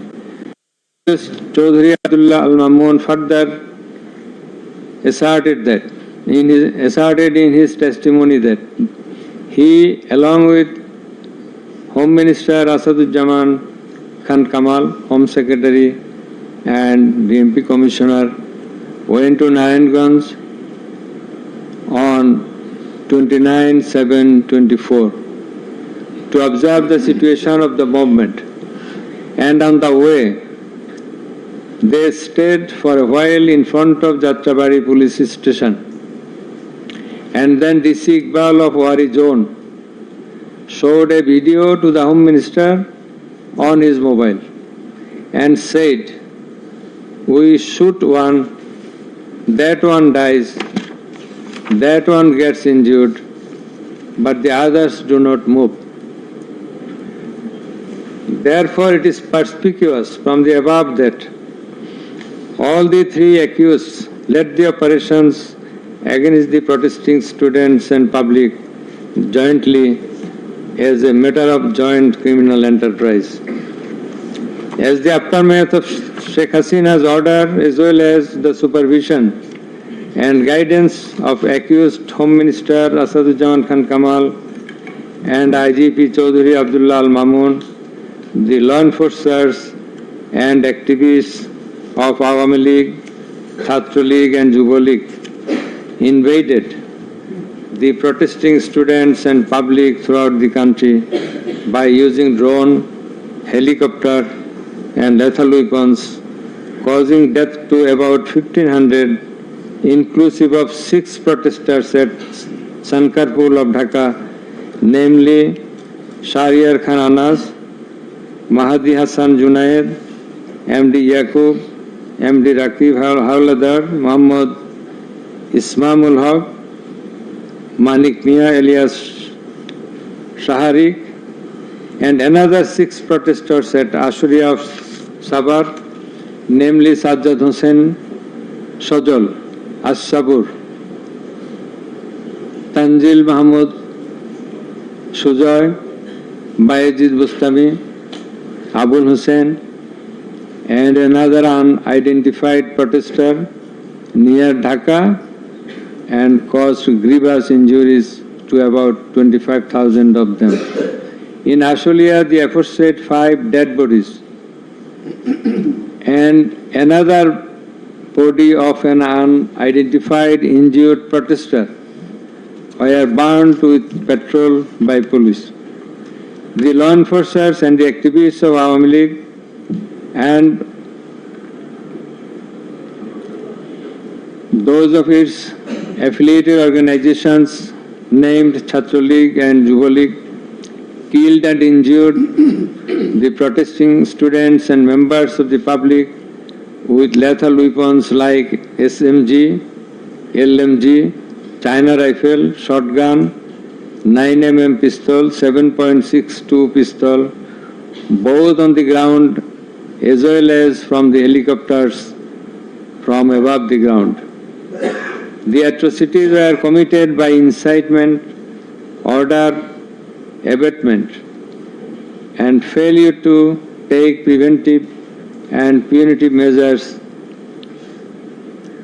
of the accused Prime Minister Sheikh Hasina, accused Home Minister Asaduজ্জামান Khan Kamal, accused Inspector General of Police Chaudhry Abdullah Al Mamun, and by the abatement, aid and perpetration of the underlings, that is the subordinates.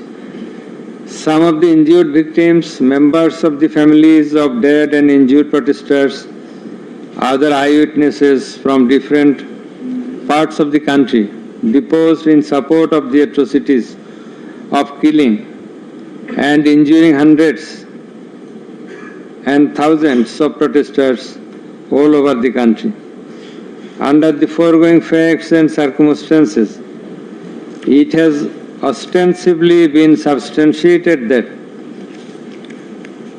the atrocities of killing and gravely injuring the protesting students and public took place almost all over the country. In view of the testimony of the investigating officer, the atrocities during the July movement 2024,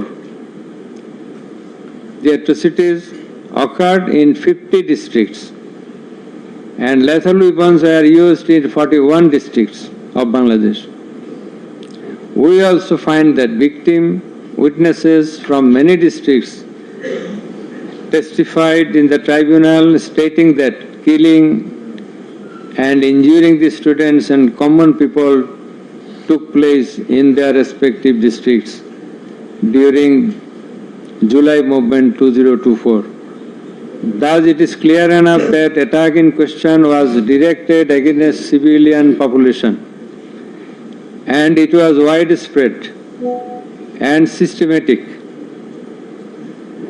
Therefore, in the atrocities of killing and gravely injuring the protesters, as aforesaid, accused Prime Minister Sheikh Hasina committed crimes against humanity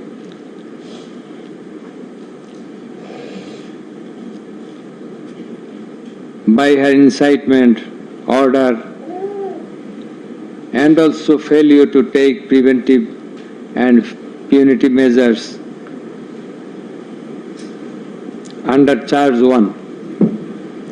Accused Sheikh Hasina committed one count of crimes against humanity by her order to use drones, helicopter, and lethal weapons under Charge number 2, count 1. Accused Prime Minister Sheikh Hasina committed crimes against humanity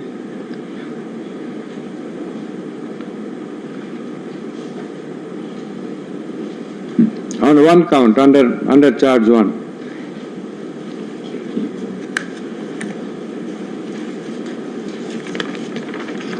Accused Asaduজ্জামান Khan Kamal and Chaudhry Abdullah Al Mamun committed crimes against humanity by their abatement in the use of drones, helicopter, and lethal weapons under Charge number 2, count 2.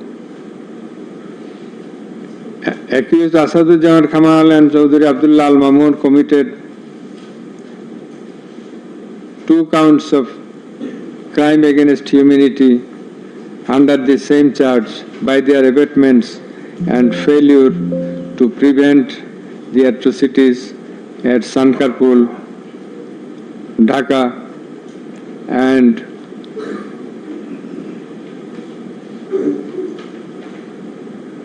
also committed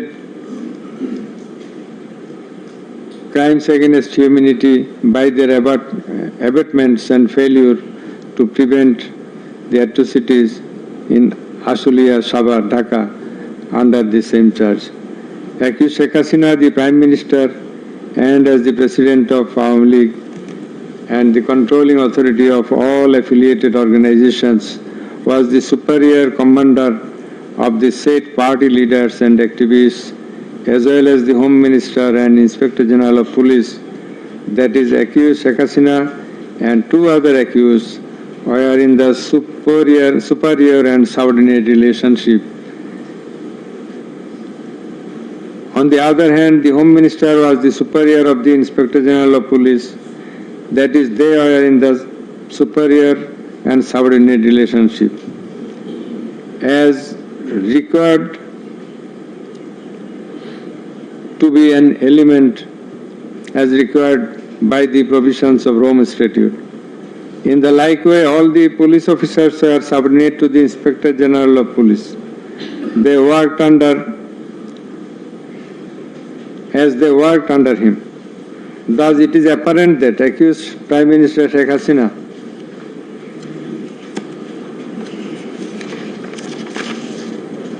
had superior control status over accused Asaduzzaman Khan Kamal and accused Chaudhry Abdullah Al Mamun, whereupon it was her responsibility to take measures to prevent the atrocities in question, which continued for about a month. She did not also take any punitive measures against the perpetrators. In the like way, Home Minister Asaduzzaman Khan Kamal held superior command responsibility over the Inspector General of Police and other successive other officers, and as such he had the superior command responsibility to prevent all of them from committing the atrocities and for taking punitive measures against the perpetrators. Thus, both the accused Asaduzzaman Khan Kamal and Inspector General of Police Chaudhry Abdullah Al Mamun, they committed crimes against humanity by their abatement, that is facilitation, and their failure to prevent the atrocities committed by their underlings, and hence they are liable to be punished under section 32A, 32G, 32H, 41B and 43 of the International Crimes Tribunals Act.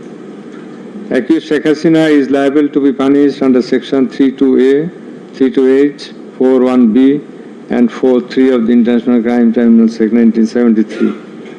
It is obvious from the facts and circumstances delineated herein before that the law enforcers and the activists of ruling party Awami League, as well as its affiliated organizations, targeted the unarmed civilian protesters countrywide and accordingly attacked them. Therefore, in all the above discussed atrocities, the elements constituting crime against humanity have been fulfilled. The victim witnesses, the other witnesses and the investigating officer held the accused Prime Minister Sheikh Hasina, accused Home Minister Asaduzzaman Khan Kamal and accused Inspector General of Police Chaudhry Abdullah Al Mamun liable for the atrocities. It may be mentioned here that Mr. Chaudhry Abdullah Al Mamun, Inspector General of Police, has been tendered pardon on his application pursuant to section 15 of the Act with a view to obtaining his evidence. He is supposed to have been directly or indirectly concerned in or privy to any of the crimes specified in section 3 on condition of his making a full and true disclosure of the whole of the circumstances relative to the crime and to every other person concerned, whether as principal or abettor, in the commission thereof. According to subsection 2 and 3 of section 15, he has been examined as a witness and detained in custody until today. It appears to the tribunal that he made a full and true disclosure of whole of the circumstances within his knowledge relative to the crime and to every other person concerned, both as principal and abettor, in the commission thereof. He categorically admitted his involvement in the alleged acts and disclosed that a core committee consisting of Home Minister Asaduzzaman Khan Kamal himself used to hold meeting every day at the residence of accused Home Minister Asaduzzaman Khan Kamal to take decisions as to the necessary measures to face the movement of the students and to pass the instructions and to pass necessary instructions. He said that accused Prime Minister used to pass directions to the core committee in this regard. This accused also said that Sheikh Hasina directed them to use drone to trace the location of the protesters and to use helicopter and lethal weapons to kill the protesters. He mentioned that chain of command in the police service was not maintained. In most of the cases, the highest authority used to communicate or contact the mid-level officers like Additional Commissioner Harun Rashid, Additional Commissioner Monirul Islam. Accused Prime Minister Sheikh Hasina passed the direction in presence of Additional Deputy Commissioner Praloy Kumar Joardar during a core committee meeting. And as such, Joardar conveyed the direction to all the concerned officers throughout the country.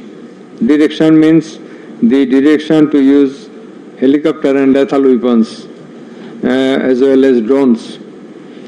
Chaudhry Abdullah Al-Mamun also mentioned in his testimony that he had a clean image and track record throughout his service for long 36 years. There had been no allegation against him during his long tenure. He said that he feels remorseful and ashamed on seeing the atrocities in the videos displayed in the courtroom. He sought apology to the tribunal and to the people of the country.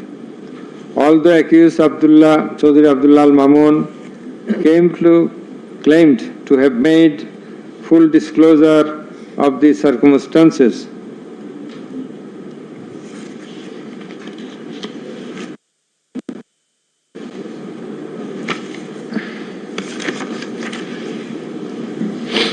and we do also believe that he made a full and true disclosure. But the offences he committed and admitted is punishable with the capital sentence. And as such, in consideration of his disclosure and the gravity of the offences, we do incline to convict him and award him a lenient sentence, which will be declared later on. By the aforesaid acts and omissions, the accused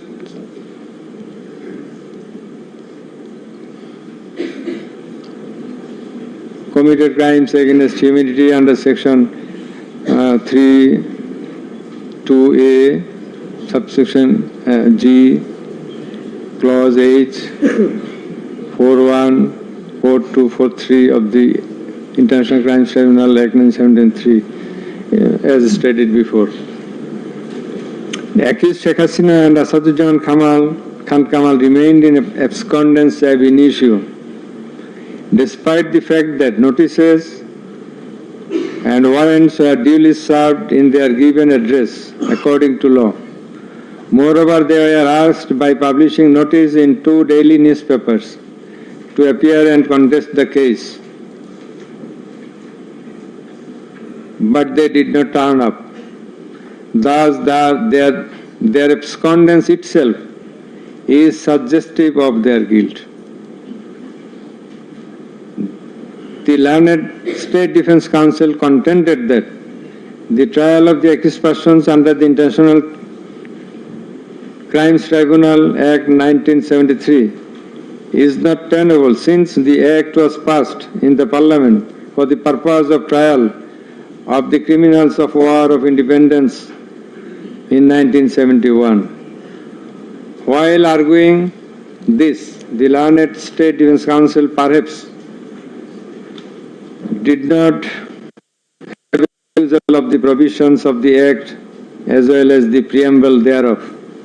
The preamble of the Act says that the Act was made in order to provide for detention, prosecution, and punishment of the persons for genocide, crimes against humanity, war crimes, and other crimes under international law, and for the matters connected therewith. Section 3 of the Act provides that the said crimes committed both before and after the commencement of the Act, before 1973, after 1973, are triable by the International Crimes Tribunal, whereupon the contention of the learned State Defence Counsel is not tenable in law. Moreover, Article 47 of the Constitution of Bangladesh has given upper hand to the International Crimes Tribunal Act 1973 over the Constitution itself. The State Defence Counsel also contended that for the purpose of proving atrocities throughout the country, witnesses from all over the country have not been examined. In this context, we have to say that witnesses from many parts of the country have been examined, and they have adequately proved the atrocities in almost every part of the country. The victims, the family members of the dead and injured protesters, as well as the eyewitnesses, gave their testimony, which are enough for the proof of the charges. Quantity of witnesses is immaterial, while there are a small number of qualitative witnesses. Still, the number of 54 witnesses examined by the prosecution is not small.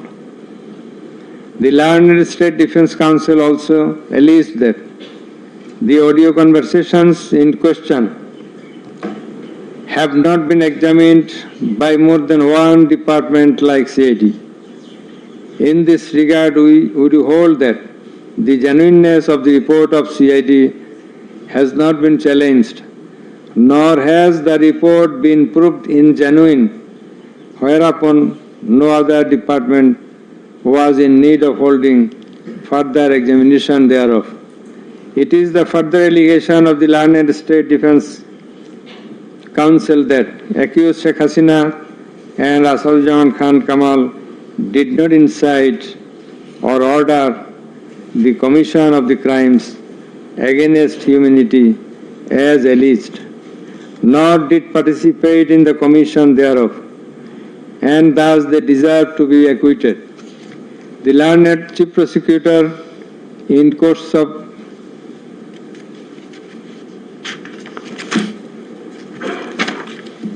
Summing up,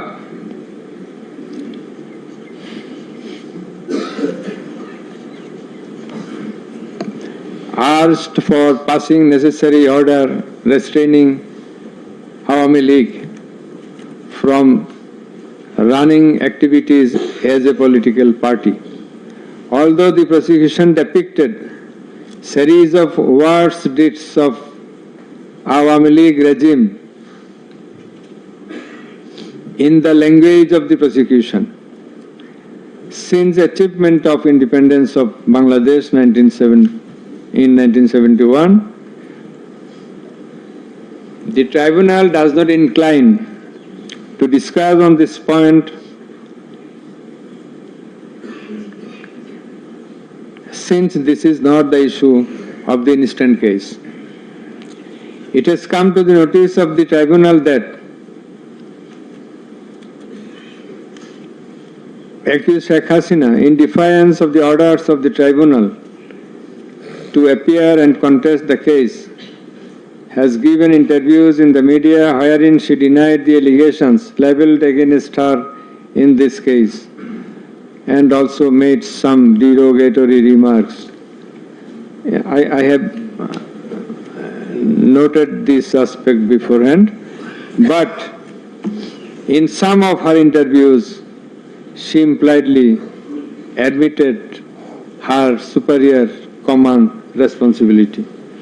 The United Nations Human Rights Commission categorically stated in its report that the political leaders issued direct orders and other directives authorizing and guiding operations by BGB, RAB, DGFI, Bangladesh Police,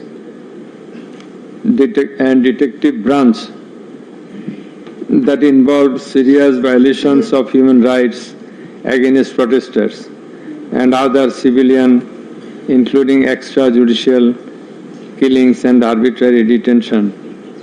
It has been stated in the report that 1,400 people have been killed by use of lethal weapons during the July movement 2024.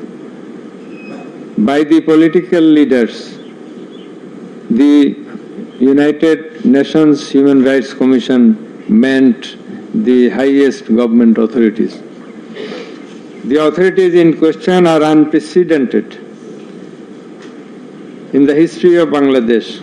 The nature and extent of cruelty administered upon the protesters, inclusive of infants, women, and old, stirred the hearts of the people throughout the world.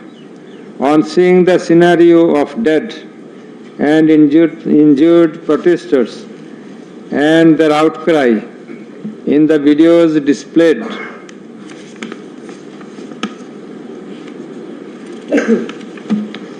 in the courtroom, and also seeing the victim witnesses in the courtroom,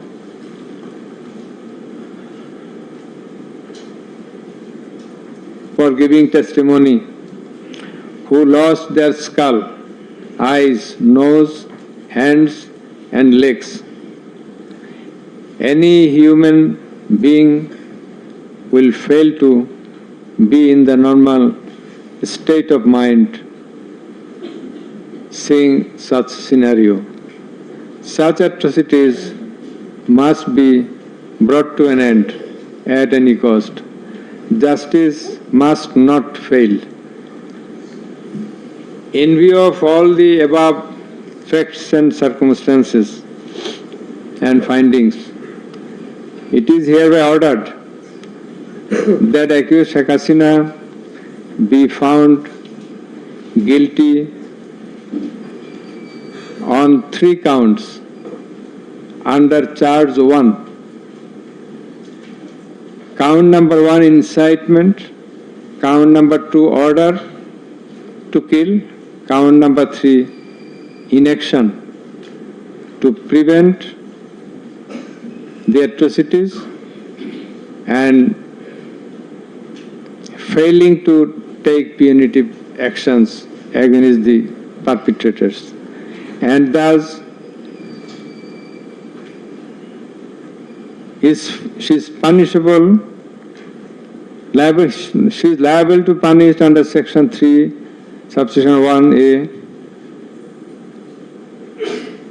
Section 3, subsection 2, Clause G, Section 3, subsection 2, Clause H, Section 4, subsection 1, Clause B, and Section 4, subsection 3 of the International Crimes Tribunals Act 1973 under the charge number 1. But we do hold that for all these 3 counts of crime against humanity, we do incline to award a single sentence, that is the sentence of imprisonment till natural death for under charge 1. Under charge 2,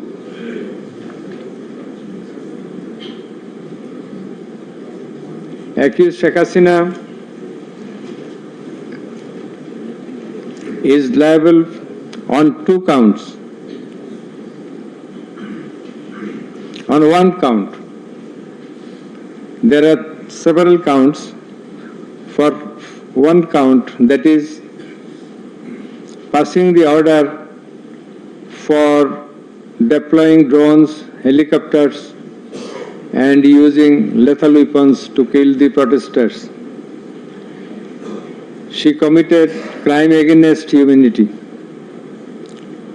under Section 3, subsection 2A and Section 4, subsection 1B of the International Crimes Tribunal Act 1973.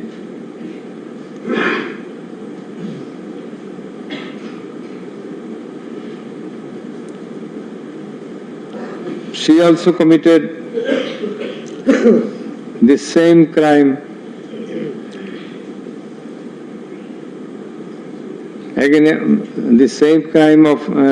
crime against humanity on the second count, killing 6 persons at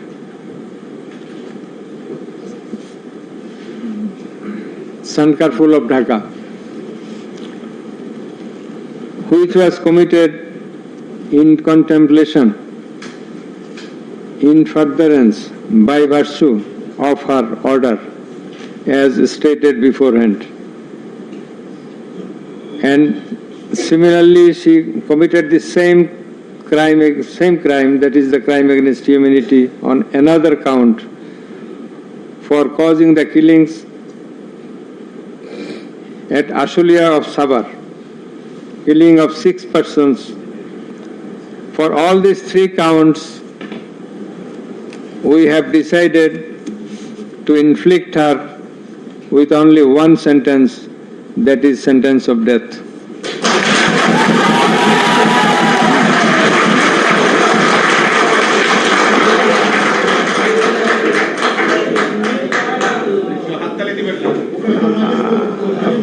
Please.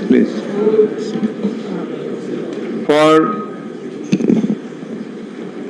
আপনাদের বিনীতভাবে অনুরোধ করছি আদালতের decorum, ট্রাইব্যুনালের decorum maintain করার জন্য। আপনাদের যা উচ্ছ্বাস, যা এক্সপেকটেশন, যা প্রকাশভঙ্গি, সেটা আদালতের ট্রাইব্যুনাল রুমের বাইরে যে করলে সেটা আরো শোভনীয় দেখা যাবে। Thank you. প্লিজ সাইলেন্ট থাকবেন।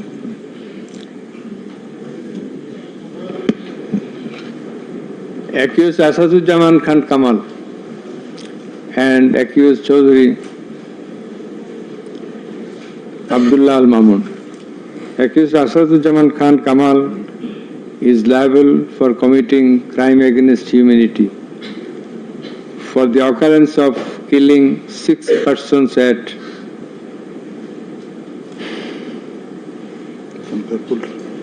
Sankarpur of Dhaka.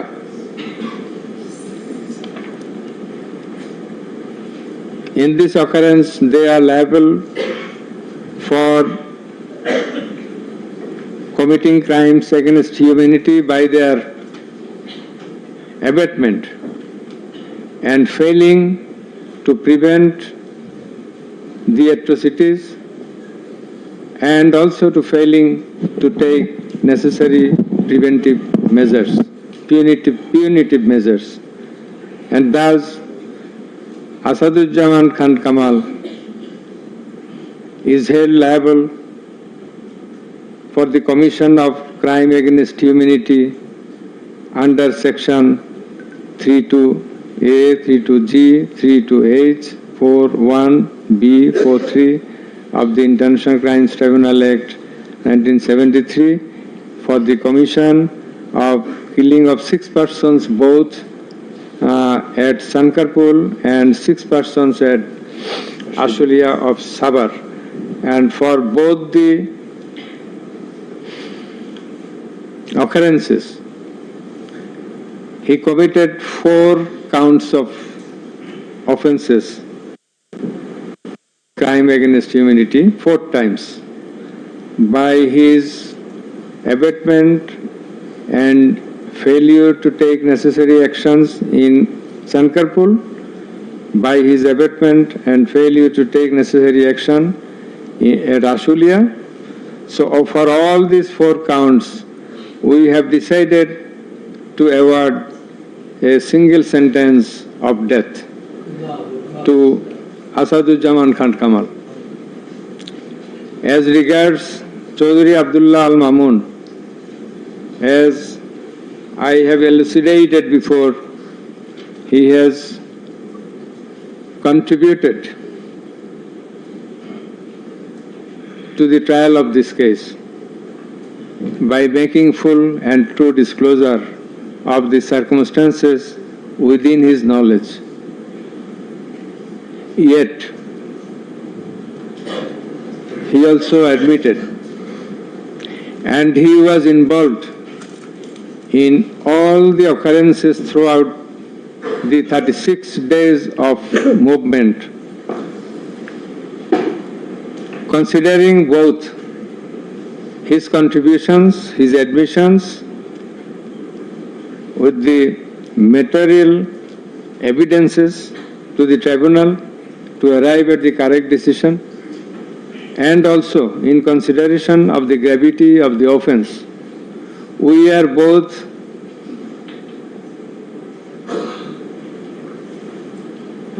remitting his sentence and awarding a sentence with leniency. That is, the offences involve capital punishment. But for his contribution, we have decided to inflict him with the sentence of imprisonment for 5 years.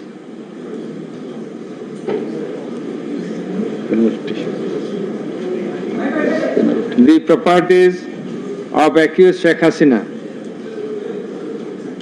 and accused Asaduzzaman Khan Kamal in Bangladesh be confiscated in favor of the state.